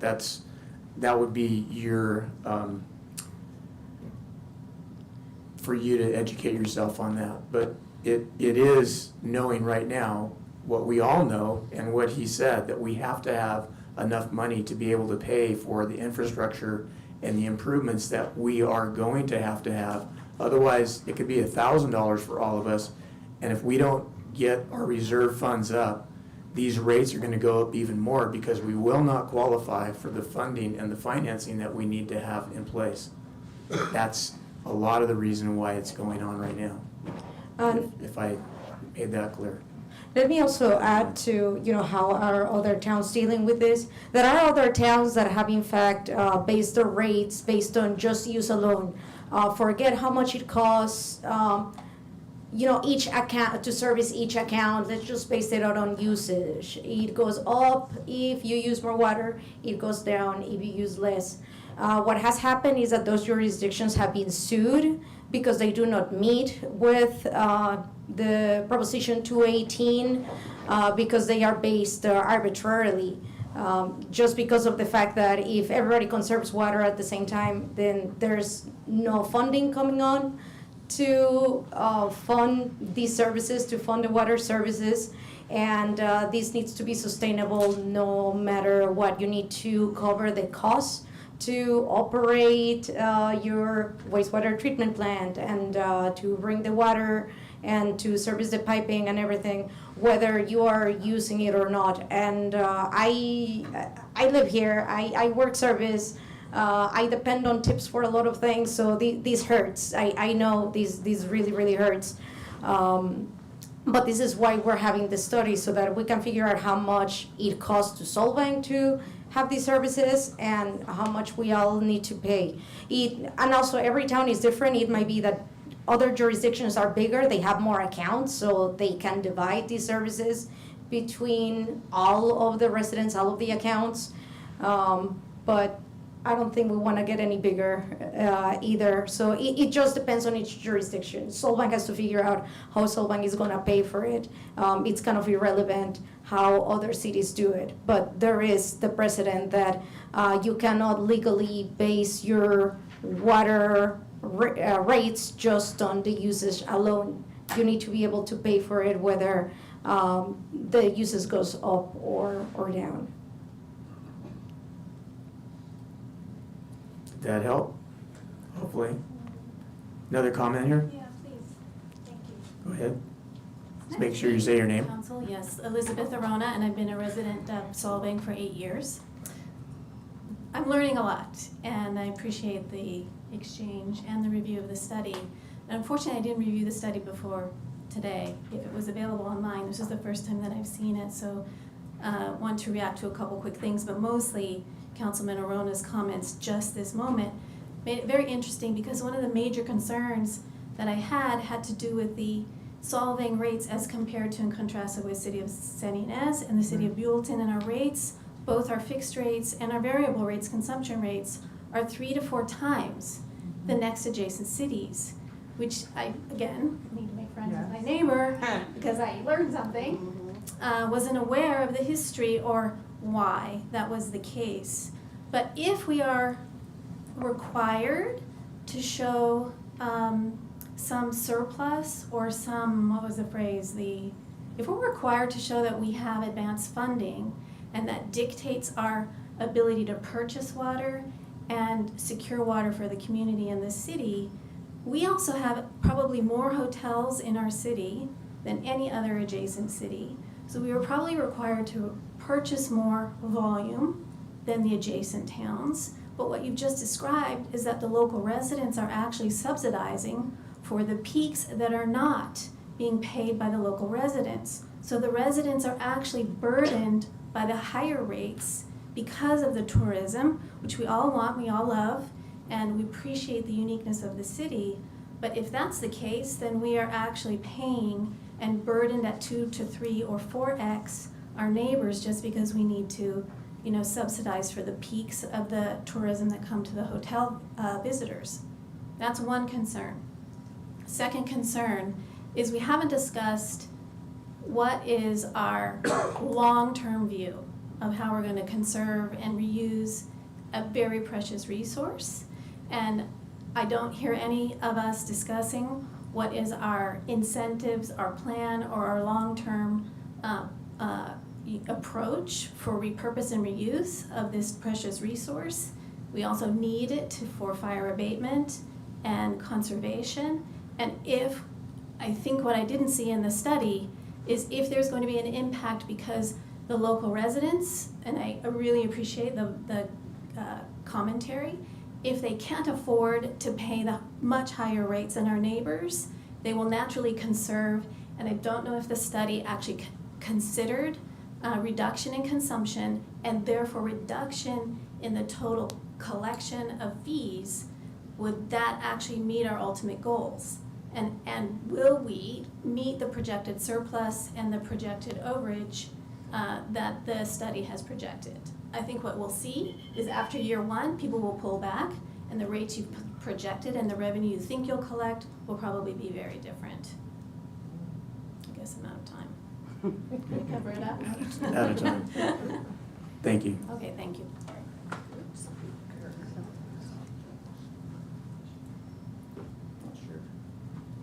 What do you want to try? Yeah.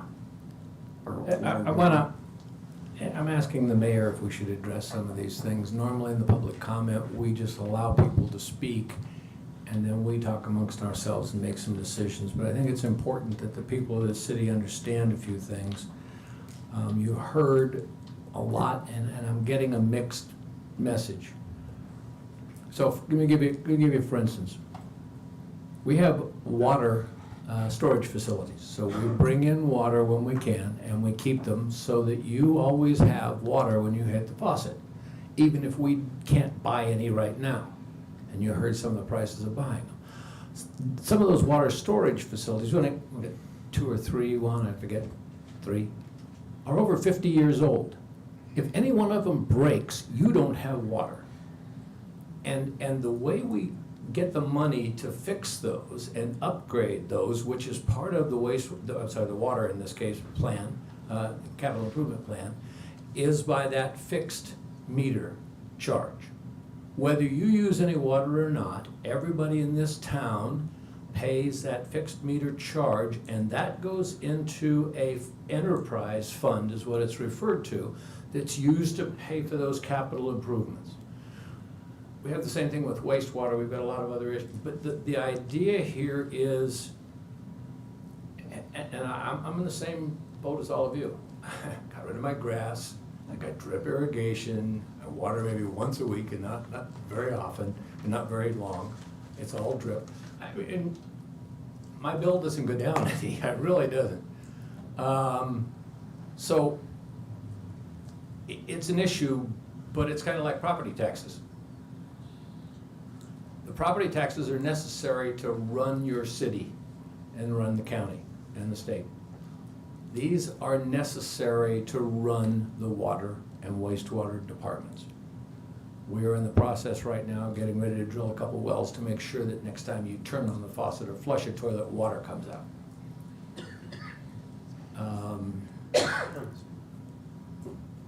That's enough. Thank you. Can I make one more comment? Not right now. We've already had, did we? I Denise, just you want to already- rebut, you should be able to rebut what he just said. We can't. It's- You can't do a form? That's why I shouldn't have said Yeah, see, he said it, so I should be able to just say one thing back. The only thing I'm saying is that you collected $75, then why are our water wells not kept up? You're acting, if you have all this money, then everything should be up to date.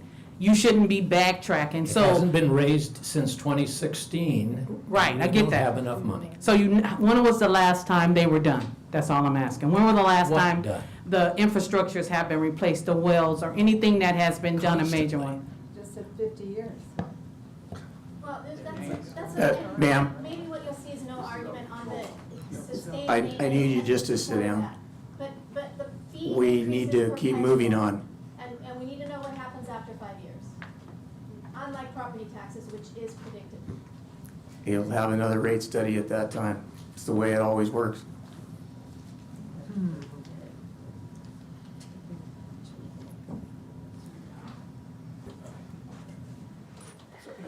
We're trying our best. That's all we can do. We're all in the same boat. I would just appreciate it if we don't want to say us and you guys, because we are all in this together. All right? Let's start off there. Everything that we do up here reflects us as well as it does you. So it's not us against you and they, or whoever they are. We're all in this together. So we're all trying our best to be the best for solving. And that is including every single one of you, whether you're a single-family resident, whether you have big bucks, or whether you don't. The tier system that they're trying to add right now is going to help offset some of the costs for the people that do spend more. It's just, that's the way it's working out right now. Right now, we're on a 2-tier system, so anybody that spends money over 16, I think it is, gets charged a certain rate. Now, for those that will utilize more than 35, they're gonna get penalize more, billed at a higher rate. So everyone is paying their fair share. Everyone is paying the fair share. It doesn't feel like it. It doesn't feel like that to us sometimes, but we all are here together, all right? And let's start off that way instead of the adversarial part about it. I really appreciate that. So I don't have any other questions. Just bring it back from public. Public hearing is closed. And bring it back for final discussion and action.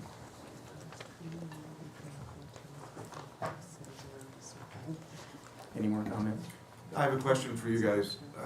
Do you think it's equitable as far as because it's always like, why can't we make the visitors pay? Why can't we make the visitors pay?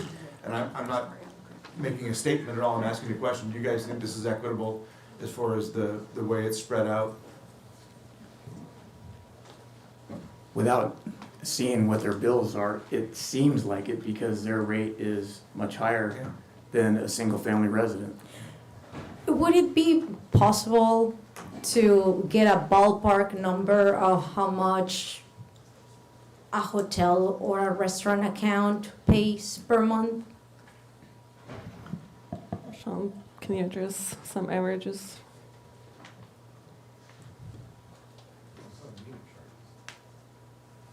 I don't have specific for a hotel. We talked about the single family with somewhere around that level. Looking at the commercial consumption, we're talking single family using up around 15 to 20 CCF. The hotels are gonna be generally in the hundreds of CCFs, if not more. Some of the larger commercial customers can be pushing 1,000 CCF. So it's a much larger volume of water that they're using, but many times they're using that fairly consistently. So part of this is we read meters once a month, so we have monthly data. We don't have instantaneous, per minute data. So when we're looking at that use, it's fairly constant from month to month. You'll see some little ebbs and flows in there from tourism. Okay, I was just asking more about what the water bill looks like. 8,000, is it 12,000? Exactly, yeah. If we know that it's 140, 200 for, our homes, how much is it for a hotel? And we don't need to know a specific. I'm just asking for a ballpark number. How much do they pay a month? Jose, you had mentioned that a number of the hotels are probably at a... So if we have a 4-inch meter on a hotel, they're paying almost $1,900 flat fee. And if you go and you say they're using, say, 300 units a month, you're looking at about another close to $1,200. So they're paying a total of about $3,000 a month, if that's how many units they're using, 300. Some of them use more, some use maybe less, depending on the size of the hotel. Okay, so the large commercial clients are paying thousands of dollars for water. Correct. For water, yeah. Yes. Okay. All of these, for all of you guys out there that are trying to see up here, you can go to our cityofsolvang.com agenda for tonight. It's on there, all of the rates for the next 5 years that are proposed, all of the rates for the meters that are there. Just as Jose, our utilities director, mentioned, a single-family residence is currently $75.43 for a 5/8 meter that's not using any water. A 4-inch meter for a hotel is going to be paying $1,885, not using any water. That's 10 times more. Actually, more than that, 20 times more. My adding is right, my addition. But anyway, that's just trying to help you guys all out there understand it. We're all struggling with this just as much as you guys are.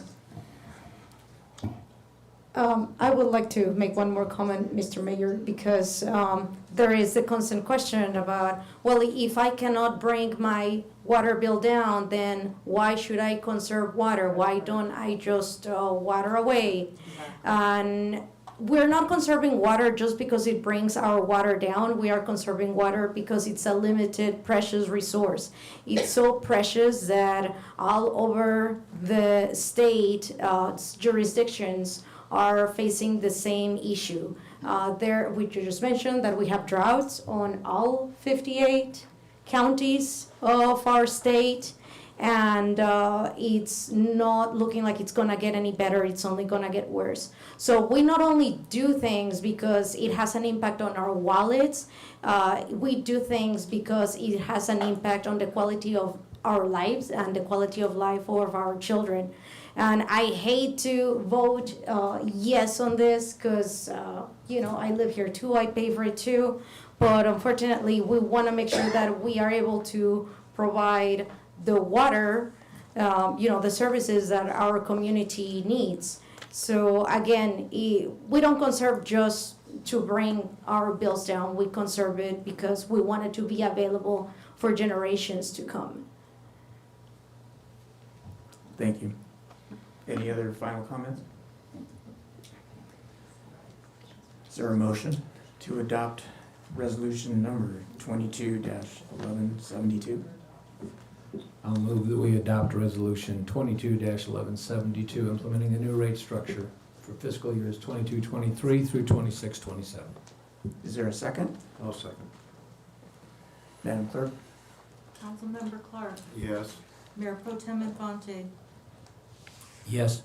Councilmember Arona. Yes. Councilmember Thomas. Yes. Mayor Urich. Yes. Motion passes 5-0. Right. Thank you, and I just want to thank Mr. Sean Corn for all his hard work as well. Yep. Thank you, Sean. Appreciate it. You too, Jose. Thank you all out there for your comments. Moving on to regular council agenda, item number 6. Madam Clerk? Public hearing to consider introduction for first reading by title only, adoption of ordinance number 220357, Title 11 modifications regarding walk-up food service windows.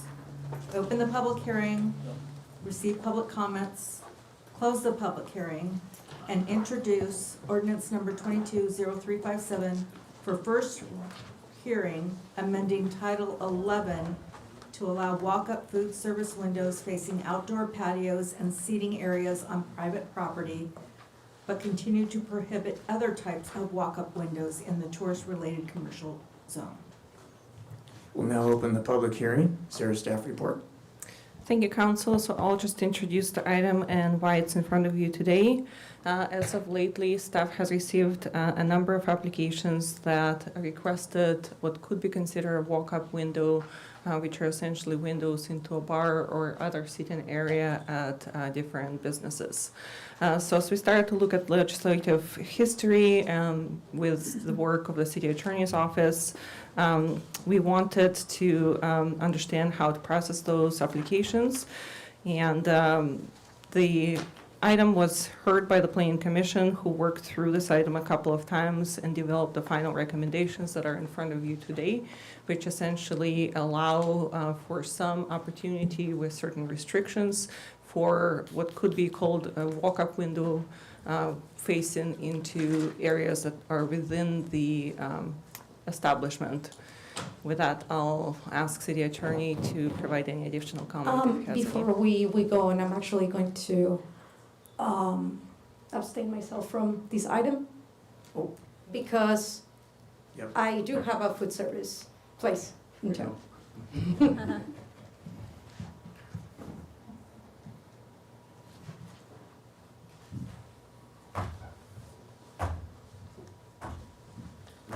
Can you quiet down over there? Very disruptive. We always thought it was the fire department.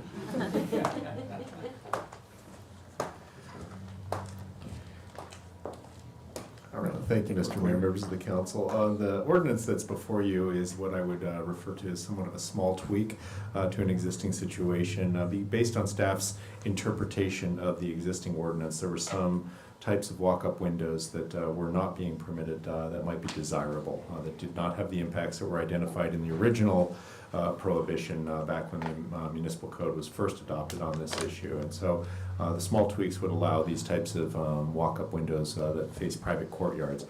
Back when we actually did some archaeology on this one and looked back at the original provisions of the ordinance when it was adopted, and there were a couple that were, the concern was essentially that formula restaurants would come in, there'd be walk-up windows, there'd be a lot of trash in the city, and so the city has addressed that in two ways, by prohibiting the walk-up windows, but also by having a formula restaurant ordinance.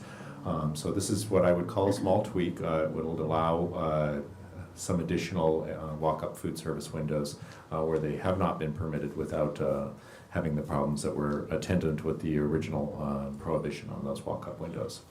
With that, I'd be happy to answer any questions about the process or the ordinance itself. Are there any questions of the staff report? I have one comment. I mean, we have walk-up windows currently in Solvang as it is right now.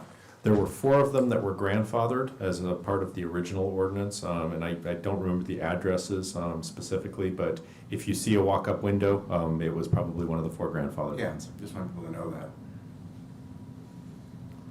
Any other final questions or comments? Do we know how many we have? 4. There are currently 4 that were grandfathered, and that's an odd term to be using anymore, but that were legalized at the time.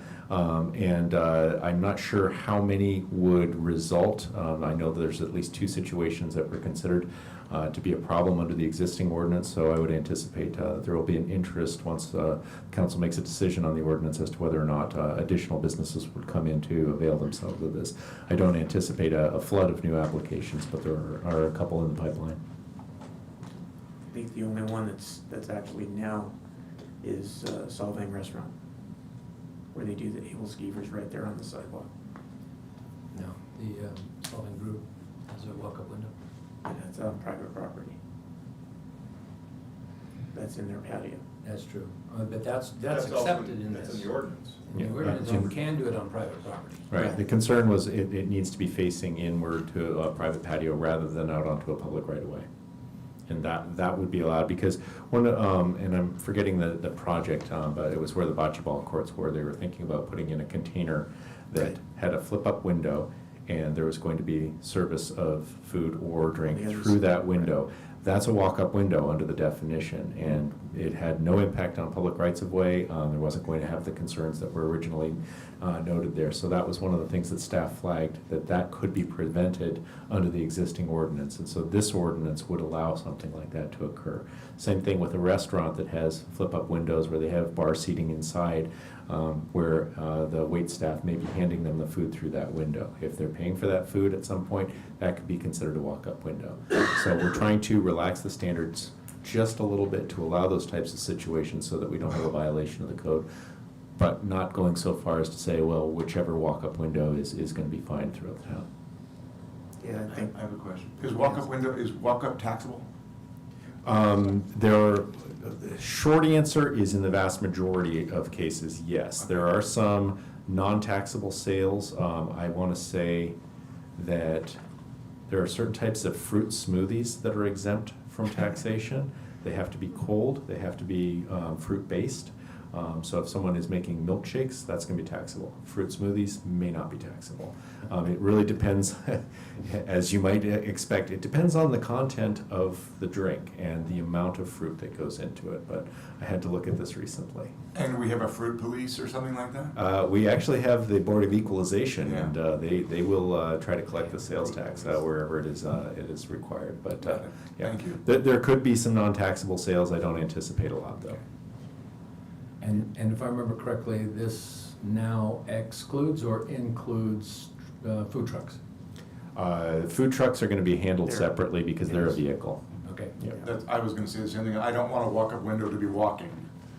I don't want that. Yeah, those are going to be completely different type of regulation. This is a fixed location, and I don't remember if it says that in there, but the food trucks are going to be handled by the vehicle code by and large. I believe we have a separate code on preventing food trucks in general anyway. Right, but I'm saying in general, they would be handled rather than as a zoning regulation, more as a vehicle code. I got you. Thank you. And council, there is an item in front of the planning commission considering food truck regulations as a standalone regulation, which will be coming back to you. Is that the old insurance company that's? No, this is a completely separate regulation. It's been discussed by the planning commission once again because there were some questions from the community of what's being allowed. So planning commission right now is looking at recommendations for Title 11, which goes to the planning commission first. It would be a separate standalone regulation within that title that will then come to the council if it's recommended. Okay. All right. So is there any other questions of the council? Take it out for public comment. Is there any public comment? Anyone? I don't have any speaker slips, so anyone out there right now wishing to speak on this particular item on the agenda? Seeing none, take it out to Zoom. Anybody out there on Zoom wishing to speak on this particular item?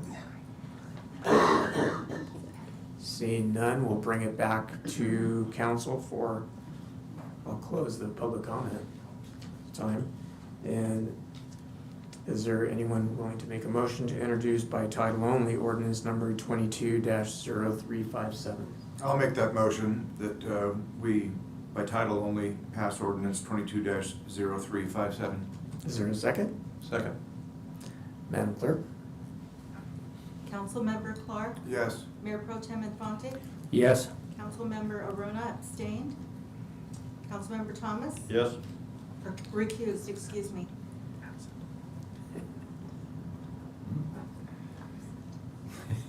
She's not here. She left them because of the recusal. She said abstain.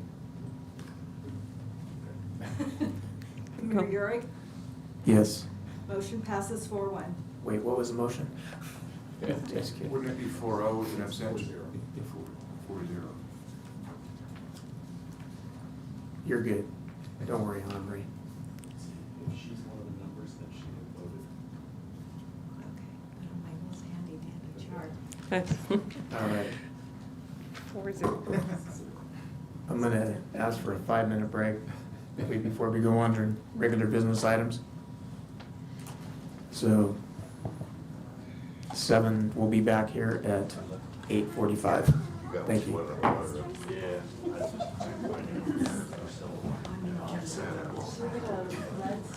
Still sitting there, Jill? Shut your legs, right?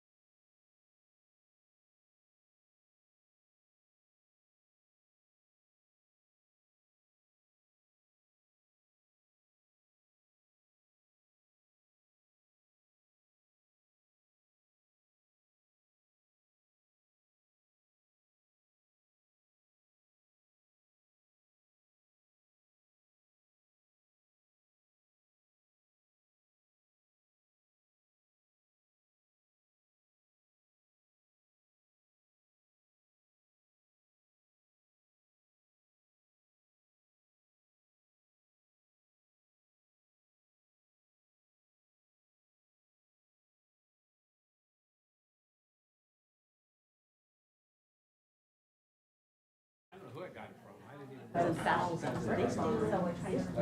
right, we're back, and it'll be 8:48, back to session. Moving on to business item number 7. Madam Clerk, would you please read the title? Receive presentations for fiscal year 22-24 financial plan development grant funding and special discretionary funding requests. Receive the brief presentations from community organizations requesting special discretionary funding requests for fiscal year 22-24 financial plan development. These are presentations by organizations who were not able to present on May 23rd during preliminary budget hearing. No action will be taken tonight. Council will vote on fund allocations for each request on June 27th during the final financial plan budget adoption hearing. Thank you. Is there a staff report? Thank you. Yes, so we're here today as a, kind of a second sub-step from the last council meeting where the council had an opportunity to receive presentations and ask questions and answers about specific grant requests. And if we can pull up the presentation, I just want to clarify that we are currently in the process of a 2-year financial plan development. So it's a little bit of a different process than was used in the past years pre-COVID-19. So the way that this is being addressed is that council is receiving presentations from the nonprofit organizations first, and then council will actually deliberate and take action at the same time as you will be adopting a 2-year financial plan. I want to also clarify the process through which these requests have been presented to the council and the different types of requests that are in front of you. Not all of these are in front of you today, but I just want to clarify those categories. So one of the categories for the grant requests are through grant funding program for nonprofit organizations.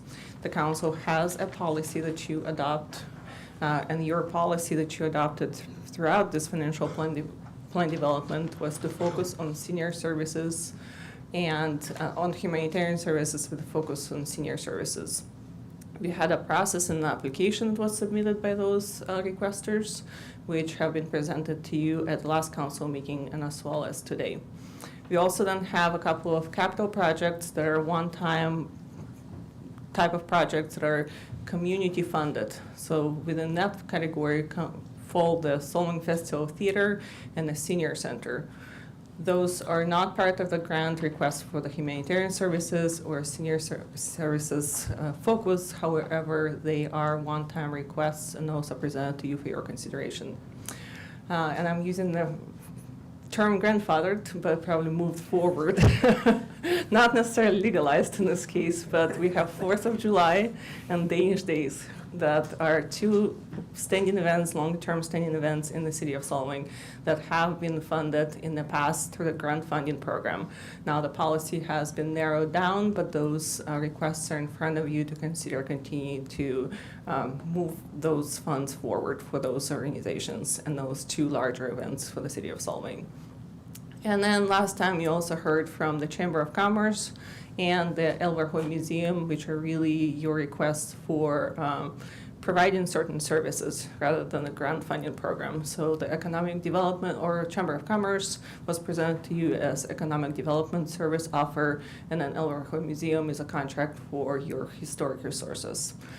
So there was a few members of the requesters who were not able to present at the last council meeting for various reasons. They're here today. The proposal is to have them have an opportunity to present for 3 minutes and then answer any questions. You will be scheduled for on June 27th with all of the discussions on operating and capital improvement program, budget adoption to also consider for the last time all of these requests and actually take action on June 27th. So with that, I'd like to invite the organizations who are present with us today in order that they're listed in the packet on page 89, which would be Atterdag and Home first.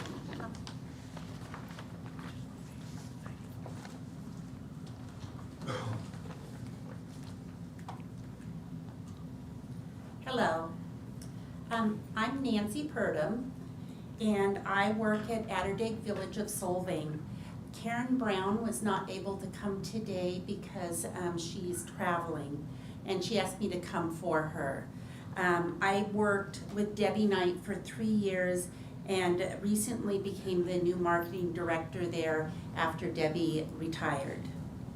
I've also spent much time providing a lending hand to Atterdag Village at Home, Meals on Wheels, with Karen Brown while she's been out of town. So I've had the opportunity to work with the volunteers and the seniors in our community delivering meals. In the past 12 months, Monday through Friday, we have served 23,202 meals to homebound seniors. And I apologize, I'm reading from here, but since I'm helping Karen, I don't have the information at top of mind. Currently, we have 204 dedicated volunteers delivering Meals on Wheels. Many of our volunteers also run errands, provide social visits, and transportation. So they will go and help the local seniors with doctor's appointments and socializing with them. Because of COVID, it's created a lot of isolation, and just having some time to have someone to speak to has been helpful. In 2020, we started providing an extra brown bag breakfast on Fridays for additional weekend nutrition. It includes fruit, cereal, muffin, or a coffee cake, extra milk, as well as an inspirational message. On holidays, they add extra goodies to the brown bag, and that reminds our seniors that we really do care. The brown bags have been a hit and everyone loves them. They're very excited about having that additional meal over the weekend because we only provide the meals Monday through Friday. We continue to partner with Veggie Rescue, Solvang, and Buellton Senior Centers to make sure we have enough fruit for our brown bags and to make sure the needs of our local seniors are met. Atterdag at Home offers a wide range of referral services to our homebound seniors. COVID isolation has set back many seniors in San Ynez Valley, and we have seen a rise in referrals for home caregivers. Meals on Wheels is more than a daily meal service. We have a compassionate team of vetted volunteers providing a healthy meal, smile, and a warm hello to our seniors. This vital service acts as a wellness check to many isolated seniors who do not have close family to help them. Our volunteers get to know their habits and become friends with them. I'm almost done. In the year ahead, we look forward to providing more social support as most of our volunteers are now vaccinated and boosted. Challenges that we look forward to overcoming this year are continuous volunteer recruitment due to the cost of fuel rising, keeping our donations up to cover the increase in food and freight cost, continue to provide a good value to our homebound seniors without raising the price. Currently, 22% of our homebound seniors are subsidized, and we expect this to rise. We serve close to 200 Valley seniors, many of them low income and living in the city of Solvang. Receiving nutritious meals is welcomed and appreciated by all of them. In our client evaluation survey, almost 90% of our seniors wrote how much they appreciate Meals on Wheels. Our organization's budget is $207,970. Every year, our organization seeks funding from private donors and foundations to cover a deficit of $110,870. Atterdag at Home is requesting $20,000 to continue this vital and necessary service. I thank you for your past and continued support for seniors in the Solvang and neighboring cities. Thank you. Do you have any Are there questions? any questions? No? All right, thank you very much, appreciate it. Okay, thank you. Next Okay, is next. People Helping People. People Is helping that what I'm people. showing?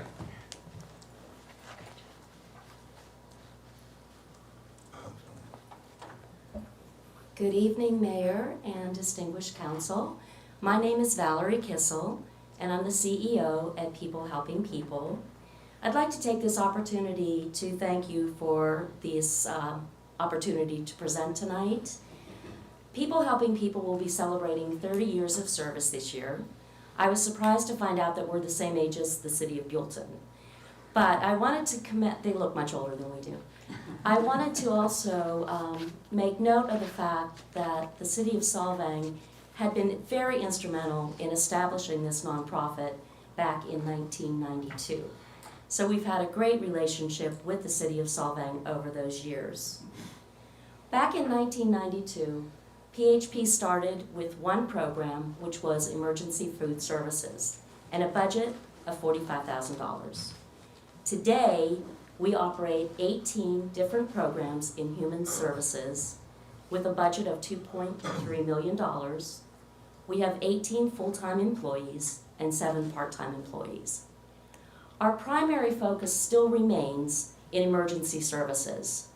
We have a food distribution program, and we have a homelessness prevention and housing stability program. And I have to refer to my notes because I sometimes forget all of them myself. We also work with healthcare and mental wellness, domestic violence and child abuse prevention, and substance abuse prevention and program.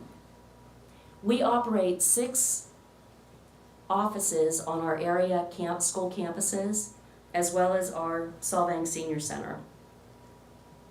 We also facilitate and manage 3 community coalitions, and we have a thrift store. This funding request is specifically for our emergency food program, homelessness prevention, and mental wellness. As we continue our recovery, which you've heard a little bit about already from some of the other folks, our most valuable or vulnerable population is still in need of support. With the increasing cost of everyday items, families are forced to make difficult decisions. We've not seen a decrease in the need for our food services, and housing stability continues to remain an issue. PHP provides intensive case management that works with individual clients and families to meet their goals and attain self-sufficiency. The need for mental wellness support and therapy has increased dramatically, primarily as a result of the pandemic. We're seeing more fear, anxiety, and isolation, specifically among school students and the elderly. In order to meet this increasing need, we have increased our intern capacity, and we've been able to open a wellness center at our Solvang office. This request is for $12,500 each year for the next 2 years for a total of $25,000. Our local support is so important because we're able to leverage those funds as we seek funding from other sources, foundations, and the federal government. Thank you very much for your consideration of this request. Thank you, Valerie. Are there any questions? No. Okay. Thank you very much. Appreciate it. Thank you. And thank you guys for all you do. Erica, you too.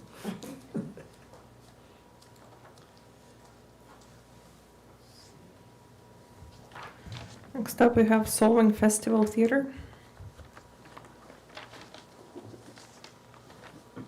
Couldn't get it in there fast enough. There we go.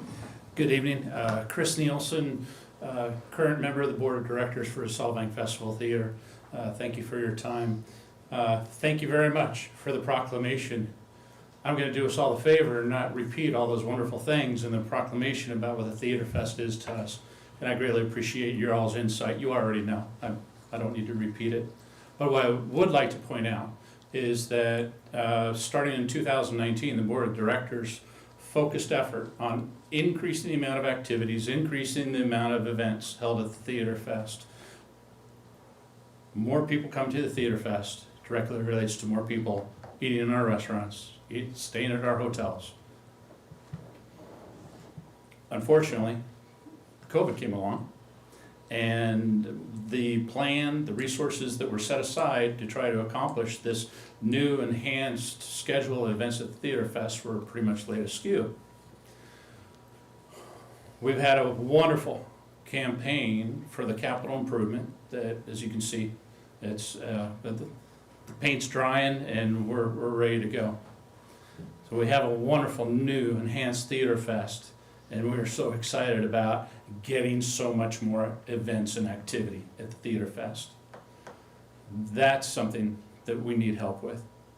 We, as a board, for fundraising concerts, for other events, we scour the community for sponsors to help out, to try to make those events that the community, people visiting the city, come and can enjoy. We're requesting that you assist us. We need help because during the renovation, COVID before that, a lot of activity was not able to be undertaken that would have helped us get this ball rolling. So that's why we are requesting $100,000 in 2023 and 2024 to help us make sure that the full capability, we can really realize what the Theater Fest can do for our community, can do for our local businesses, and that we can all enjoy. And I would appreciate the opportunity to answer any questions you may have. Go ahead. Chris, thank you. I had mentioned at the last time you spoke about if they could possibly, I look at it as any money that the city that I would vote for would be an investment. Is it a possibility that you can because you got higher walls, a little bit more protected space, that they can bring that springtime open a little bit earlier and stay a little bit later into the fall? Oh, absolutely. You've hit on one of the key benefits of the renovation is that it'll open up the window of availability of an outdoor theater just because it's better environmentally controlled inside. It's still an outdoor theater, but by gosh, we've made it one of the most common comments I've received since we finished the new wall when somebody comes into the theater was, wow, it's so much bigger, but yet it's so much more intimate inside. We're really looking forward to that paying benefits earlier in spring, later in fall. And in fact, this year, we have an event scheduled for November. We don't do that very often. It's a performing dog show. I hope you'll all be able to come out and watch it. But that's definitely a focus. Okay. Increasing the spring and fall level of activity and events. Thank you. Any other questions? Thank you, Chris. It's looking really good out there. Looking forward to an event. That's awesome. Like an hourly wait. Yeah. Thank you all very much. Thank you. Did you get the blue chairs? Did you get the blue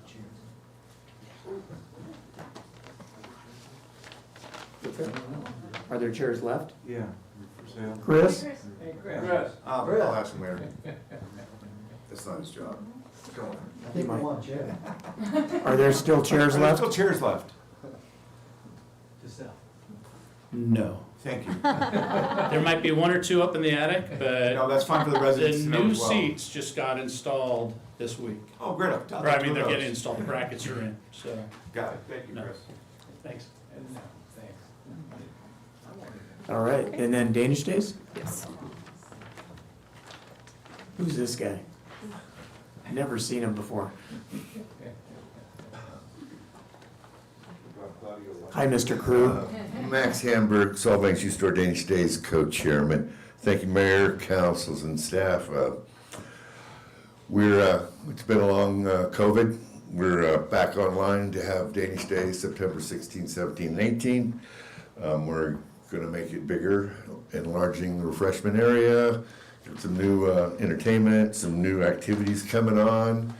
Going to have 3 Danish maids to make up for the 2 that we lost that we had lined up for each year that we had to tell them no. And we started each year getting and through the process, so we're going to have 3 Danish maids this year. New dancers, and as everything else in the world today, costs have gone up, food, hotels that we have to pay for, and frankly, a lot of things that we've not had to pay for now with the new city. With things the way they are in the city, we're not sure what the budget's gonna be like, what we're gonna have to pay for sheriff, for road maintenance and things like that. So we've asked for a little bit more money than we normally do. with the full intentions, if we don't use it all, to certainly refund it back to the city in any way we can like that. So that's our plan for this year. If you have any questions, I'd be glad to answer them. How much are you asking for? $50,000 this year. Sorry, I apologize. I thought you guys, we had that in the record. It is, but we like to hear it. Okay. Yeah, sorry, yeah, good point. Bring it forward. Anybody else have any other questions I can answer about Danish Days? Any questions? Thank you very much for considering us this year. Thank you, Max. Appreciate all you guys do. All right, that was all I'm showing this last, okay. Moving on to item number 8. If there's any public comment? Oh, public comment. There's no Sorry. action needed, but There's no action, but we do need to ask for public comment. Any public comment out there on the items that we just heard? Seeing none. And any out in Zoom? No. Seeing none in Zoom, bring it back, close it, and moving on to item number 8. Madam Clerk, would you please read item 8? Approve Santa Barbara County Veterans Foundation Parade and Event on November 12, 2022. Consider the approval of a new annual special event, Salute to Veterans, proposed for November 12, 2022. The application was received by the Tourism Advisory Committee on June 2nd, 2022, and was recommended for approval unanimously. Great. Are there any questions of the staff report? Councilmember Clark? Whose idea was this originally As far as for this parade? for the Veterans Day Parade? Yeah. so I think if I they may, brought it forward. if I may address it. The committee? Kudos. Great, I mean, that's a great idea. As far as, well, I'll do it in comments later, go ahead. I just want to know who brought it up. So if I may just add a little bit or provide with a staff report after reading the title. Is there a This staff has report? been presented by the Santa Barbara County Veterans Foundation. We have had some meetings with them. It's the first time that they're proposing moving the location to Solvang and also hoping for Solvang to become the permanent location going forward. So as you're considering it today, it would become one of the Solvang Stadium events going forward. Last year, it was held in the We did it in San San Diego Diego. last year. Yeah. So the Tourism Advisory Committee had reviewed it, and they unanimously have recommended that this become one of the Solvang events. The first year would be proposed for November 12th, 2022. And I'll turn it over to Henry to introduce their proposal. Well, my name is Henry Schulte, and my wife and I are the founders of the Santa Barbara County Veterans Foundation, and we began it about 12 years ago. We started off with about 8 years at the Santa Barbara Carriage Museum, and it took off pretty well. There were a couple of years there when it started to really climb. We ended up getting about 1,000 people to attend. Then we started tying it in with the Veterans Parade with Pierre Claessens, and then they saw how good we were doing, so they ended up bringing their parade, and then they swung it over into our event, and it just got enormous. Then we got, like everybody else, we got hit with COVID, and we haven't done it for 2 years. So last year, my president, we started talking, just a few months out, we talked out, we said, why don't we just bring it up here? It's manageable, we can't go down State Street anyway.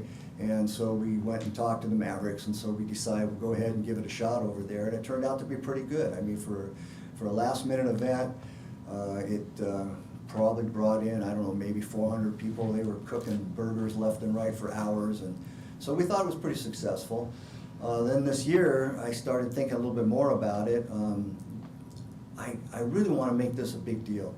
It was a big deal down there. I was really wanting it to grow, and then I started thinking about the city, and I went and attended that Christmas parade, and I liked the way that parade just sort of stayed in a nice compact area. I don't have to deal with the county and go get a permit and all the hassle. I can deal with the city. And so it just seemed to come together. I can't believe, years ago when I was 16 years old, coming up with my girlfriend then, that I'd be talking to the city council about putting on a parade and holding a party in the park. But, it's kind of it's a big thing for me. I've never been a veteran, but I saw a need years ago where the local veterans seem to be getting not the attention that the big grand scale events were getting. And so the idea behind our organization is that we stick with the locals. We deal with the people in Santa Barbara County, the guy that needs some money for his house, or the local organizations that don't get enough cash. So we're not big, at least not yet, but you know, we'll give 5,000 here, 1,000 there, 2,000, 3,000 there. So anyway, in short, we want to do a parade starting at about 11 a.m., culminate in the park. This year I want to say, like, I want to make a big splash out of it. So I went and secured the Molly Ringwald Project. I don't know how many are familiar with them, but they alone are probably going to bring in 400 or 500 people. And we are just going to push this thing as hard as we can, make it as big as we can, and we want to make it an annual event. And really just salute our vets and, you know, make this a big, big veteran thing for Solvang. So. I just wonder if the park's gonna be big enough. It's gonna be close. Now, we're taking over, if we can, I think, Zena, we were talking about taking over First Street. We're gonna be bringing in military equipment, helicopters, jeeps, and things like that. So there'll be sort of a military show going on. So we'll have the street out there to go into. We want to take where the existing, where you're putting in the bricks now, but taking the existing concrete picnic benches that are there, and that's where we'll fence that off, and we'll make that like the beer garden over there. And I think what we're going to do, for simplicity's sake, is I don't think we're going to be doing any actual barbecuing on site. The Elks Lodge is going to be providing the food. I think they'll pre-cook it, and then we'll just have food, tri-tip sandwiches and stuff there to be purchased. The idea really too is not to take too much away from the city, so the people and stuff that are coming in, you know, they can go out and hit the restaurants and get the people in the periphery of the event. And I don't want to close the event off. I don't want to put fences off and charge people to come inside to the park, because I really want this to be all-encompassing, a family event. All the tourists that are there can come in, people can mingle in and out. So I have a vision. I think it's going to be a good one. Thank you. Any questions? It's a good idea. So, just so everyone is aware that it would be following the route like what the Yule Fest was. Alisal to Copenhagen. And similar to what the Pride Parade route is gonna be again, where they're staging there on Alisal Mesa. So it won't use East. Mission at all, on either one? I'm sorry? It won't use Mission at all? Will not on use either Mission one. at all. Okay. And that's No. great. It's So you don't have to easier. worry about. I want it simple. Don't have to Yeah. deal with Caltrans. Yeah. The sheriff guys. That's the worst. So did you guys get the little outline I put together? I think you did. It's Yeah. very simple. It's in there. It just gives a summary of what we're talking about. But, Thank you. Okay. Wait, before you go on. Sure. I gotta ask, how are you gonna put a helicopter out there? It's on a big trailer. Yeah, it must Yeah. be a big trailer. isn't Yeah, it? it'll be in the parade. We've done it down State Street. We pulled it into the Carriage Museum down there. And if you think a logistic nightmare of trying to park a Huey helicopter on a trailer down at the Carriage Museum, it's a nightmare. It's a Huey, it's not, it's Yeah. not one of the attack helicopters. No, It's- no. It's Yeah, the but- bigger. Yeah, it's a good sized helicopter. Yeah. And I mean, that kind of stuff just draws the kids in like crazy.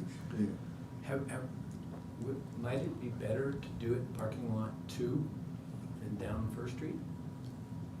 Like the car show was a few years ago? Yeah. Not really, because for that part, the medians, that's why it's easier just to go straight down First or either way. and Well, no, I was go off thinking to for the side. vehicles that were gonna be on display. Well, the nice thing about putting it there is that it's part of the park. You know, Yeah. you can be in the park, listen to music, get a sandwich, walk over, you know, look at the equipment. It'll all be enclosed. I know what you're saying, but if you put it over there, it'll be sort of like out of sight, out of mind a little bit. Well, parking lot 2 is the one between Copenhagen and Right, I know what you Sullivan Park. mean, yeah, And I don't know, it was just an idea. yeah. But I like this, that's cool. And we have time between now and then to kind of throw some ideas out, et cetera. And obviously, the first year, there's gonna be things that you're gonna go, oh, why did we do that? Right. We should have done this. If it's a long-term deal, we're gonna learn from the first one and go from there. Right, but you guys tell me, you know, I wanna make this good, so I wanna hear if you guys do get input or hear from other people or whatever, you know, let's make this really something special. So, Tracy, I know you're part of the committee. Did you have any comments you wanted to mention about it? No, I think Henry's done a fantastic job, and I think we're excited to make sure everything happens from Vandenberg, and I think this is the best thing that we can do for Solvang. We're excited about it. Great. We are working on that. She mentioned Vandenberg. We are looking to see about getting a flyover. We did that down in Santa Barbara. Now I understand that Vandenberg doesn't have any planes, so we might see if we can get a helicopter flyover. Yeah. So we might get a helicopter flyover. We're gonna try to see if we can do something like that. One thing I did down there too, and I don't know logistically if we can pull it off here or not, but we used to get paratroopers down there and they land in the baseball field. You know, you see those guys spiraling down with the colors, and you know, that's another big whoop-de-doo, but I don't know where we would land them, so we'll work through it. All good. Sounds good. All right, Um, anything else? Thank you, Henry. That's it for Thanks, you guys. questions. All right, appreciate it. Take it out for public comment right now. I won't miss that one again. Is there any public comment out there? Bringing it back. Any on Zoom? Nobody on Zoom. We'll bring it back for final comment and a motion. Any comments, final comments? Again, keeping in mind that, you know, what we're gonna approve is something that we're hoping to be a long-term event here in Solvang. So, if not, I'll entertain a motion. I would make a motion to approve this salute to veterans for November 12th, 2022. Second. Madam Clerk? Councilmember Clark? Yes. Mayor Pro Tem Infante? Yes? Councilmember Arona? Yes. Councilmember Thomas? Yes. Mayor Urick? Yes. Motion passes 5-0. All right. Thank you all very much. Thank you, Henry. We'll make Solvang proud. Thanks, Henry. Now I gotta go to bed. Moving on to item number 9, Madam Clerk. Much reading. General municipal election, November 8th, 2022. Adopt resolutions number 22-1173, 1174, 1175, and 1176, and 1177 for holding of the general municipal election for the County of Santa Barbara to render specified services for the County of Santa Barbara to consolidate a general municipal election, adopting regulations for candidates for elective office pertaining to candidate statements, and procedure for determining by lot a tie among candidates. Thank you, Council. Just a reminder that on page 139 of your packet is included the map with the new districts. That would be, all of the resolutions are business as usual from each election. The only real difference this year is that you have adopted the elections by district, and that information is displayed for everybody to see on page 139, with districts 3 and 4 being up for election. And the mayor. And the mayor. And the mayor. All right. Are there any questions of the staff report? Been through this. Yep, just a few times. Yep, you're good? Is there any comments of the public at this time? For any item, for this particular item here? I see 3 people putting their hands up because they want to run for election. That's great. All right. No more comments here. So is there any out in Zoom? Seeing none, bringing it back for final council comments and a motion. Are we moving to accept the Santa Barbara election I process? think it would just be items 9A through E, just to, Approving that we're gonna have an election in November. yes, essentially. I know. Okay. No! It's a coup. I move. Do we have an election in November? There are 5 We- separate resolutions Yeah. as part of the action. Do we want to do each individual one, or can we do it 9A, B, C, D, and E? I would ordinarily say that you would be better off to do them individually, Okay. just to make sure that there's no dissenters from a particular resolution, but I don't sense that any of the council is opposed to any of the resolutions individually. So if you wanted to say if there's anyone opposed, please specify which resolution. Then you can Similar do to them the all. consent agenda. Yeah, is there anyone wanting? That's a good point, because when we were talking about the grant funding, and I had made a comment, like, if you're gonna lump them all together, then I'm gonna vote no, but I think we're all in agreement on this. Yeah. Are we good with that? So just take, All right, so adopt a motion for all of the, we'll make a motion that we adopt the resolution for holding a general municipal election according to the recommendations for A, B, C, D, and E. does that work? What are the numbers? Should we call it the numbers? Just adopt all 5 resolutions in the recommendation on the staff report. Yeah. Okay, all five sections in the resolution. Is there a second? Second? Madam Clerk? Councilmember Clark, Yes. Mayor Pro Tem Infante, Yes. Councilmember Arona. Yes. Councilmember Thomas, Yes. Mayor Urick, Yes. motion passes 5-0. So everyone, knowing that we do have an election coming up in November, there are 3 positions available.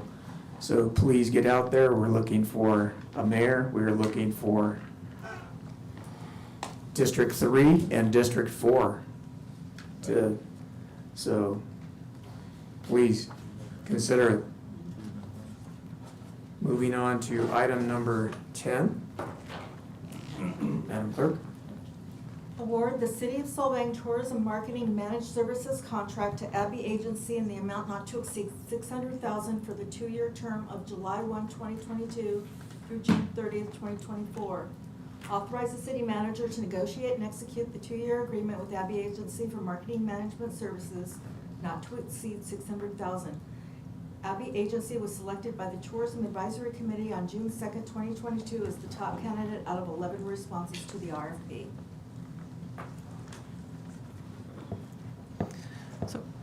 Council, as the packets are being passed out to you for the finalists being proposed for approval, just to take you back in history of where we are. Currently, the city does not have a marketing managed services contract that was terminated, and we went through a process for a formal RFP. The RFP was opened since April 1, 2022, and the city received a total of 11 responses originally. The review and the vetting of all the responses was really with the Tourism Advisory Committee. All 11 responses were presented to the Tourism Advisory Committee. Tourism Advisory Committee held a special meeting for that initial review, and they all voted and selected 4 top companies to present to the Tourism Advisory Committee in person or over Zoom. So 4 companies were invited to present to Tourism Advisory Committee at their last meeting, regular meeting on June 2nd.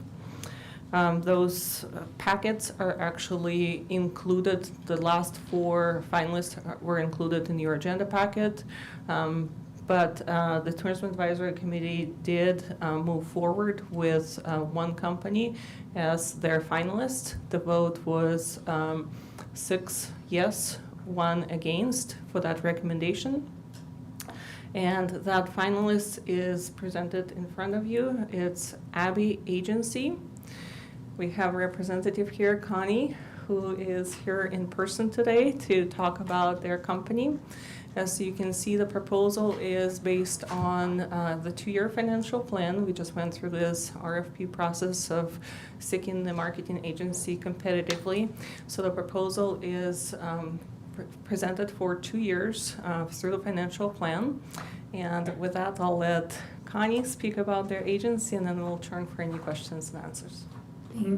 Thank you so much. My name is Connie Anderson. I'm a Chief Strategy Officer and Partner at the Abbey Agency.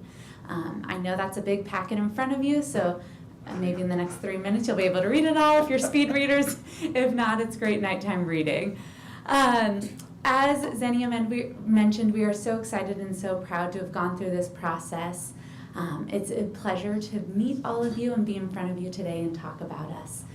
We have been in business for 12 years, And in that 12 years, we have really focused on destination management and marketing. A long time ago, we always used to say destination marketing. Bring everybody here, right? Sell more, bring more people. We know today, more than ever, that it's about management as well. It's about finding the right people who help support the values of your community and bringing them at the right time. Not on weekends in June, July when we're really busy, but helping bring them throughout the year so that they have a great experience and your locals have a great experience interacting with those visitors. You'll see that we've worked extensively throughout California and the West Coast. That's really our bread and butter.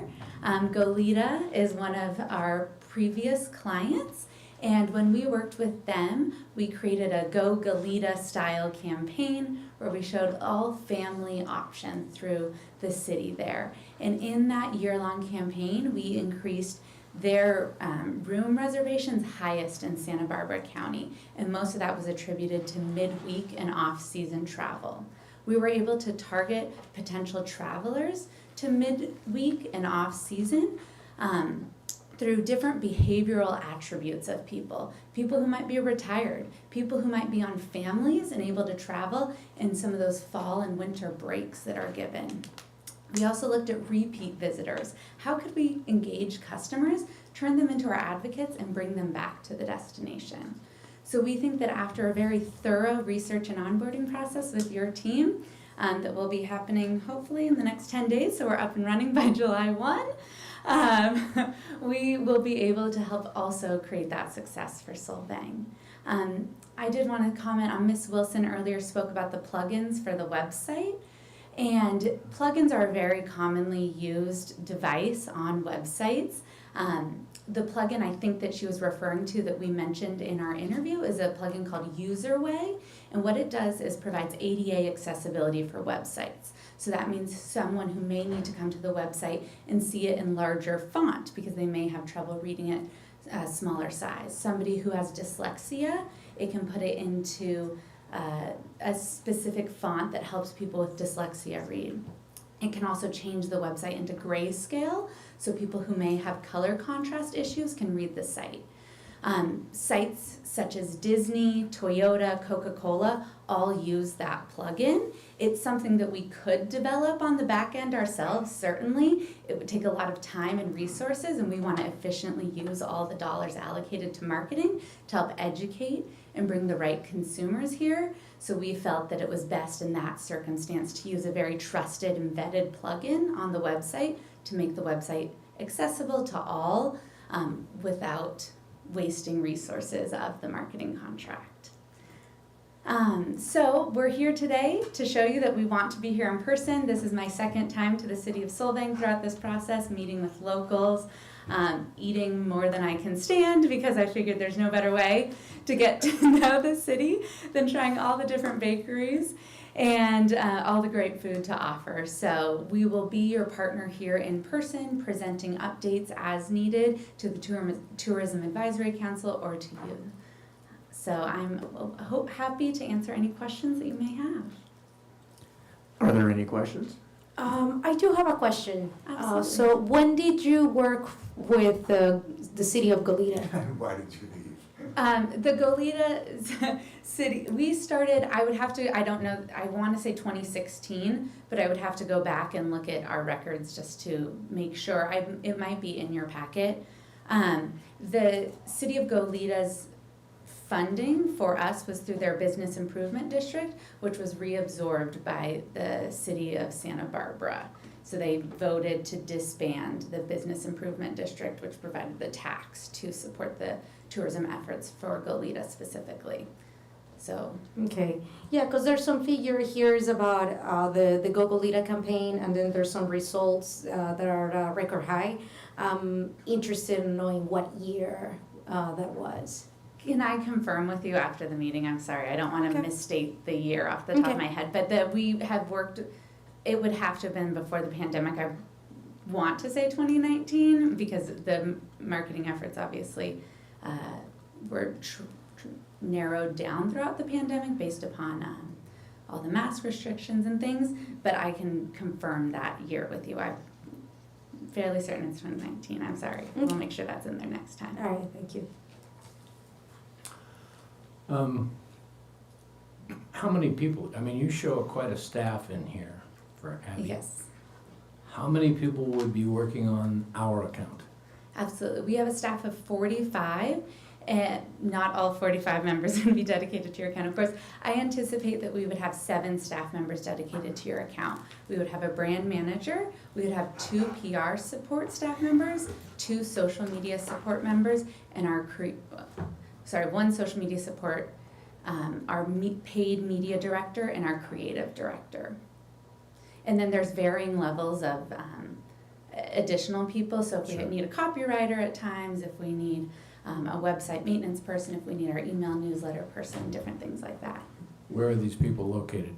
Absolutely, they're all located on the West Coast. So we have our main office is in Reno, our support office is in Las Vegas, and then we have staff members in both San Diego as well as Fresno. So where would these people that are supporting us be located? Absolutely. So your brand manager, Allegra, will be in Las Vegas. Your PR lead, our senior account manager, Danny Hanna, will be in Fresno. Sorry, do you mind if I didn't have them all written out? Allegra, Danny. Can I ask you a question, Mark? Julian will be in Las Vegas. You want boots on the ground, huh? Well, we're gonna hire a marketing manager. That's right, okay, that ties in. That we've already decided will be a staff person and will be directing events and has to be working with the marketing department. Okay. But it's still, if you've ever gone to a TAC meeting, when IDK was there, Scott would come down and present physically what the plans were, what the ideas were, and let the TAC evaluate that. And so I'm assuming we're gonna get the same type Absolutely. of service from Abby. But he was coming out of San Francisco, which is a 3-hour drive. Vegas is a 5-hour drive or It's a couple-hour 1-hour flight. Yeah, Absolutely, it's a okay. very easy flight. Julian, our paid media director, is in Las Vegas. One of your PR support staff members will be in San Diego. Your creative director and creative support team is in Reno and Truckee. Who would be the primary person coming here interfacing with the TAC?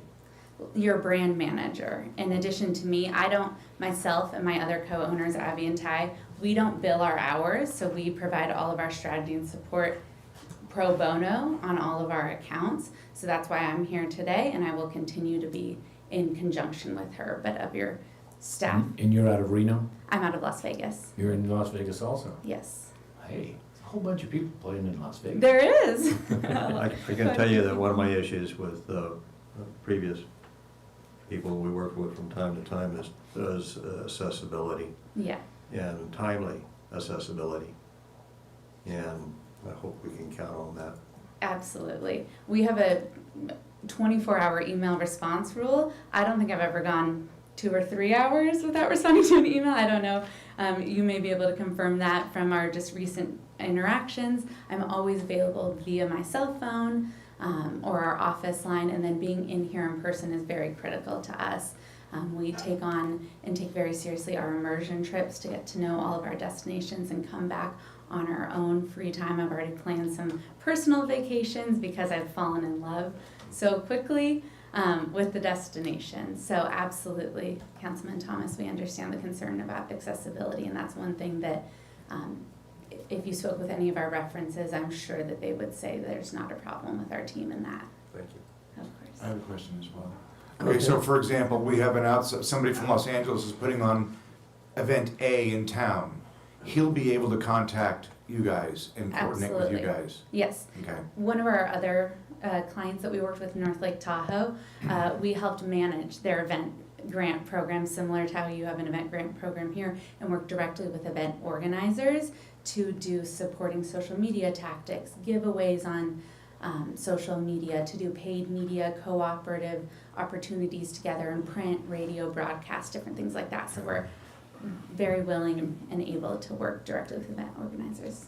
Okay, so I'm confused, because at this point, I thought all events were gonna go through our new marketing / event manager that's an employee, and then he or she may get in touch with Abby. So it wouldn't be. Correct, you're right. The car show Okay, wouldn't go to her. okay, It would go to this new person. got it.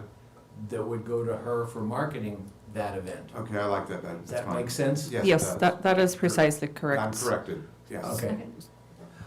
Let me ask another question. Yeah. I recently got a very interesting email. We get those up here a lot. As I can imagine. And said, why aren't you updating or making the city more modern and appealing to younger audiences, patrons, visitors? Thoughts? Great question. I would say that what people crave today is authenticity. They don't crave the same experience that they can get elsewhere. And so Solvang has a unique, authentic experience, and I wouldn't say it needs updating. There are certain things you can do that make the experience seem technologically advanced. There may be places where you can add QR codes that bring up more history, right? Or provide more information, or provide way signage of where to go next. Certain things like that, in additions to the experience from a technological perspective, may make it feel younger, as you said, but I wouldn't say that the city or the town overall needs updating. I think, in fact, that'd probably take away from what many younger generations are looking for. Thank you. I would have a tendency to agree with that. We tried a Solvang 2.0, that didn't work very well. When we talk about the QR codes and way signing and things of that nature, is that something in the purview of the marketing group? Or is that just a suggestion that marketing makes and someone else carries it out? I would say that it depends on how the city is set up. I would say that it is our responsibility to help educate the city, as well as provide strategy on how to best improve the user experience from our perspective. We can help implement the tactics. Maybe it's a map, or maybe it's a sign that has a QR code, posters, different things like that. As far as mapping and deciding what goes next, I don't think that's necessarily our purview. We're not taking over city planning. Just want to make sure that we're able to get consumers or visitors in the destination to the right spot and where they need to be. Thank you very much. That's all I have. Any other questions? Let's try to remember if, after reading all of this, were you guys going to keep the new branding that we already have in place for a year, and then evaluate how that goes, and then possibly come up with some other options for future? I think that was you guys? You're right. Absolutely, yes. Okay.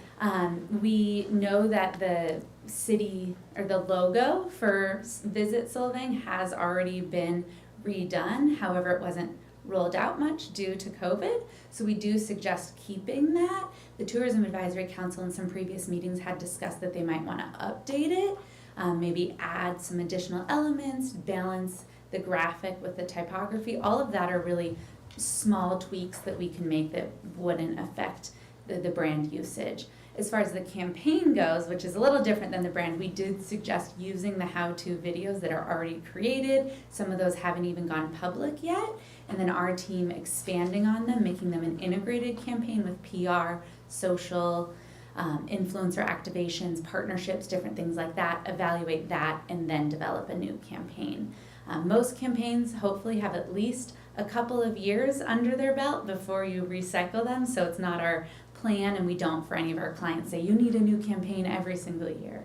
We don't find that's most effective for most clients. Okay, that's, I just wanted to clarify that. Yeah. The one, no, never mind. Any final questions? All right, thank you. We'll take Thank it out you for very public much. comment at this time. Is there any public comments? Hello there. Okay. The first thing is, this is another history lesson from the previous council members who brought in new stuff and new people here, and younger crowd, and they were voted out, and then we get the old guys back in here, and of course they like the older crowds, and I was listening to you, Bear, saying, it's not you, it's us, but it appears to me that you guys are saying, I like. Okay, so I'm gonna tell you what I like, okay? I listened to her, and she says that we need to pick the right client. And I didn't hear not one of you ask her, who is the right client? That's our problem here. We have diversified because we have not had a marketing group to target a specific age group, ethnicity, or the way they spend. And that's why you see a lot of different people coming to Solvang now, because we haven't had anybody targeting a certain person.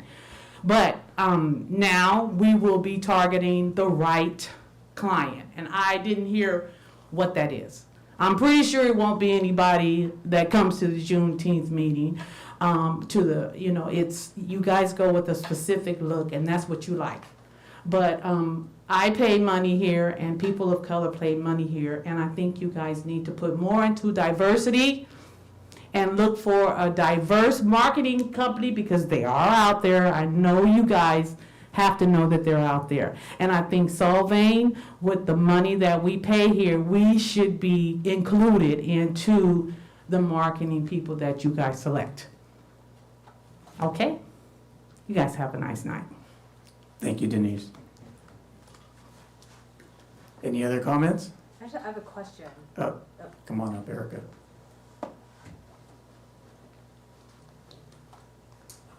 I was curious what the intersection of the work and the research and the data from Visit SYV, how that is shared or helps inform or collaborate with this contract and vice versa. So just a question. Connie, would you Yeah, care to? I don't know if I'm I know that was part of the. Collaboration is absolutely critical. We pull data from Visit California, Visit SYV, and we will do it, hopefully, if your hotel partners will allow us to, we'd like to aggregate their data as well to find information about when people are coming, how long they're staying, where they're coming from, and we can cross-reference that with the Visit SYV and Visit California data to find new customers to attract. And then Denise, on your point, we absolutely do value diversity in all of our targeting that we do, and it's very important to us. And our company does give Juneteenth off. I don't know if that helps, but I just want to let you know that we do recognize. I actually have one more question for you. Can I ask one more question? Absolutely. What is your take on like your MasterCard analytics and how useful that kind of stuff is? That's a great question, Councilman Clark. I would say that there is certainly use in it. However, we are using a little bit more of cell phone tracking data because we can find personal ID devices and see more information than credit card tracking data. Also, the cost associated with it for many destinations is cost prohibitive to do anything actionable with it. So there's some other ways we can find cell phone tracking that's a bit more cost efficient. Yeah. Thank you. Related to Denise's question then, how will you guys go about finding who is the right people to attract to come to Solvang? Absolutely. Well, look, again, Not about money. Collaboration and partnership. So we all will look to what Santa Barbara County is doing. We'll look to what Visit Inez County is doing, or Visit Santa Ynez. My apologies, and then Visit California, and we'll want to work into their efforts. So we'll see who they're targeting, from what destinations, and then we'll do some of our own research I mentioned here by aggregating hotel data. We'll look at who's following your social media channels. We'll look at information from your Google Analytics on your website and pull that into a persona. And then we use very diverse models in all of our advertising. That we pull in. We want to represent the community here as well, the diverse community as well as the community who's been here. And then we don't target by gender or by age or by race. We target by people who want to share the experience of Solvang. So that's what our ads are based on, and that's what our paid media will be based on. And then all of the images included will include lots of different diversity. So hopefully through that, we can help bring the right consumers here of all different ages, races, sizes, things like that. Great, thank you. Of course, thank you. Any other comments from the public at this time? Can I just say one thing? One thing. Okay. I just wanted to ask the question because none of you guys did. Is there anybody on her staff that's a person of color that will be working with you guys here? Well, I can answer that. she's a person of color, I asked not her, black. No, her the Oh. one that's gonna be the marketing. No, I can. Well, we haven't picked that person yet, so But I'm that's, just asking for her since she's here. Nobody else is here. This meeting is out of control. yep. Oh, okay. Sorry. That will be something that is gonna get decided with the marketing director. And that's coming up at some point, not tonight. So just to clarify the process for everybody of what's in front of you today and where we are in the transition of all of the marketing services. As you would recall, there was a discussion at the Tourism Advisory Committee who held quite a few meetings to discuss what the future structure for marketing services should be. That's where we came to, or they came to a recommendation to have a local marketing manager, as well as have them manage the marketing services, which is the item in front of you right now, as well as manage the visitor center, which will be separate, and then the events management will be something that's managed by the marketing manager as well, including events like Yule Fest, which may include bringing in an events manager that is separate as well. So that's the structure moving forward. What we are discussing today is recommendation from the Tourism Advisory Committee to select the marketing services itself. That's the scope of work that was in your packet. It's what Connie is discussing today. What's being asked of you today is to authorize me to negotiate a 2-year contract with this company who was recommended by the TAC by the vote of 6 yes, 1 no. So if you do move forward with this as recommended, the next step would be that I would negotiate all the nuts and bolts with the company and execute a contract for the next 2 years. Of course, our contracts always include a 30-day termination clause in those. Okay. What is the time frame for the marketing manager? Are we actively looking for that right now? So the marketing manager, last council meeting on May 23rd, you received a presentation for the operating structure for the city for the next 2 years. You gave general direction stating that as presented to go ahead and work on hiring a marketing manager.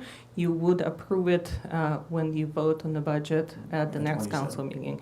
At that point, as of July 1st, that position will be formally established and will be able to be brought on board. Okay, thank you. Public comment is closed, and is there any motion that I can entertain? I'll move that we accept the Abbey contract. I'll move that we allow the city manager to negotiate the final marketing contract with Abbey. Second. Roll call, please. Councilmember Clark. Yes. Mayor Pro Tem Infante. Yes. Councilmember Arona. Yes. Councilmember Thomas. Yes. Mayor Urick. Yes. Motion passes 5-0. It is after 9:30, and I need to have a motion to extend the meeting. I'll make a motion that we extend the meeting past 9:30. Second? Roll call, please. Councilmember Thomas. Yes. Mayor Pro Tem Infante. Yes. Mayor Urick. Yes. Councilmember Arona. Yes. Councilmember Clark. No. Motion passes 5-0. 4-1. Motion passes 4-1. Well, He said no. 4-1. It's okay. All right, moving on to item 11. Robert. You've done it too. Award the City of Solvang Visitor Center Management Agreement with Solvang Heige Huset LLC or sole proprietor Susan Lee in the amount not to exceed $261,000 for the term July 1, 2022 through June 30th, 2024. Authorize the city manager to negotiate and execute a 2-year contract with Solvang Heige Huset LLC. The formation of the LLC is in processing with the state of California in the amount not to exceed $261,000. And due to pending formation of the LLC, authorize city manager to enter into an agreement with Susan Lee and 3 other individuals currently working at the visitor center under IDK contract as sole proprietors if registration of the LLC is not complete by July 1, 2022, for a period not to exceed 2 months on August 31st, 2022, and total monthly expenses of $10,300. Susan Lee's proposal was selected by the Tourism Advisory Committee as the top candidate out of 2 proposals to the RFP. Thank you. So council, this is another contract that's part of the overall marketing management. Currently, there is still an active contract for the visitor center management, and it's with Cogs and Marvel, or excuse me, with IDK. There are the employees of the visitor center are currently employed through that agency. The contract expires on June 30th of 2022. So for us, in order to continue to operate, we would need to bring someone on board prior to that. We did open an RFP, request for proposals, and we received 2 proposals for operating the visitor center. One proposal was from the Huge Huset LLC, and the TAC has taught me how to pronounce it more accurately, which is the employees that are actually in the visitor center right now. So that proposal is what was ultimately recommended by the tourism committee to move forward. The other proposal was from Brenda Ball, who ran the visitor center prior to the current contract. The tourism committee did comment on the fact that this proposal was actually cheaper by about $30,000 a year. So that was one of the recommendations, as well as the style and overall presentation that was presented to the Tourism Advisory Committee. So this was moved forward with a vote of 6 yes and 1 opposed as well. And it's presented in front of you today. There was a wrinkle that there was an issue with the registration of the business itself, to where when the item went to the Tourism Advisory Committee and also went into the packet, the LLC was not yet registered. However, my understanding is that we have just checked the records and the company is actually now registered, which makes this a lot easier to move forward with. A little more simple, yeah. And we have a representative here from Huge Huset LLC. I don't know, it looks like a couple of sisters to me.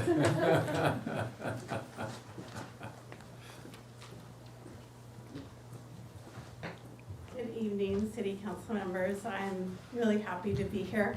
And the actual way you pronounce that is Huge Huset, which is kind of a funny direct translation in Danish, but I thought it sounded good. So it's Solvang Huge Huset. So most people know Hygge is like cozy comfort for Danish, and then Huset is actually the house. So I'm calling it the Cozy House, essentially, is the name of the company. And yes, we did have a little trouble with the Secretary of State getting the business registered. It wasn't anything that was a problem with us. They just had changed their system, and so a lot of the businesses that had put in for their actual EIN numbers and licensing just got spat back out, so it had to get resubmitted. But it is has come through, so it is all legal, and we'll be ready to get everything in place as soon as everything else that needs to be in place. As soon as if we know that we are a go. And I don't know if I said, my name is Susan Lee. I am one of the ClickArts. I think most of you know us, and we are locals. So I don't want to go too long into the presentation. I think you know we've been in there the last year. We love serving Solvang. And I kind of just think I'd like to just say what Kim Jensen said at the end of our Tourism Advisory Committee meeting after we presented, because I thought he's kind of summed up what we do really well. And he said, they tell the story of Solvang, and they are continuing to tell it, and we will continue to tell it in the future. So I think we just tell the story of Solvang really well, and that's what we bring, to this job, and we love it. We'd love to continue. Does anyone have any questions? Any comments or questions? Congratulations on the formation of the company. Thank you. It was a lot of roadblocks and headaches, but it was worth it, I hope. It was a lot of work, and I was really excited to do it. It's exciting.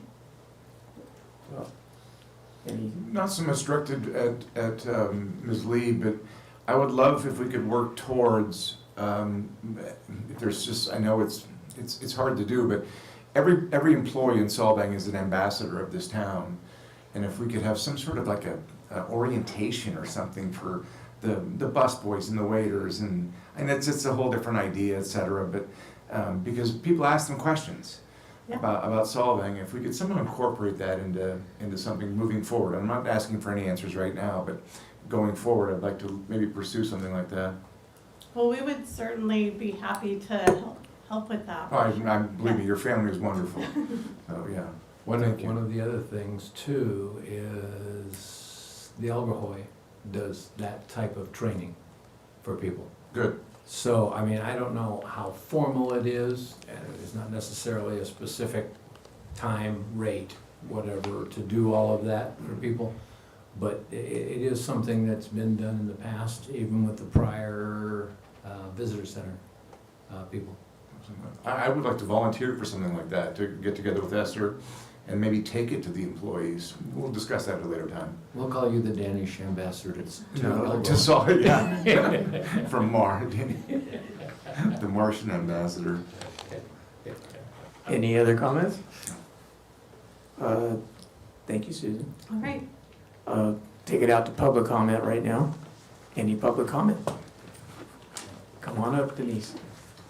I just want to be in order, Again, we're going to establish businesses here, and we're going to give everybody a chance. Then we need to let everybody know. With two people, it really looks like an inside job. To me, I'm sure it doesn't look like to you guys, but I don't really want to make the council men mad, but, you guys really need to do a little more change, Juneteenth is great, but it's not gonna be enough, okay? So if you can, think about it, and next time a big contract come up, this is a lot of money you guys are spending, and you're having a great job spending it.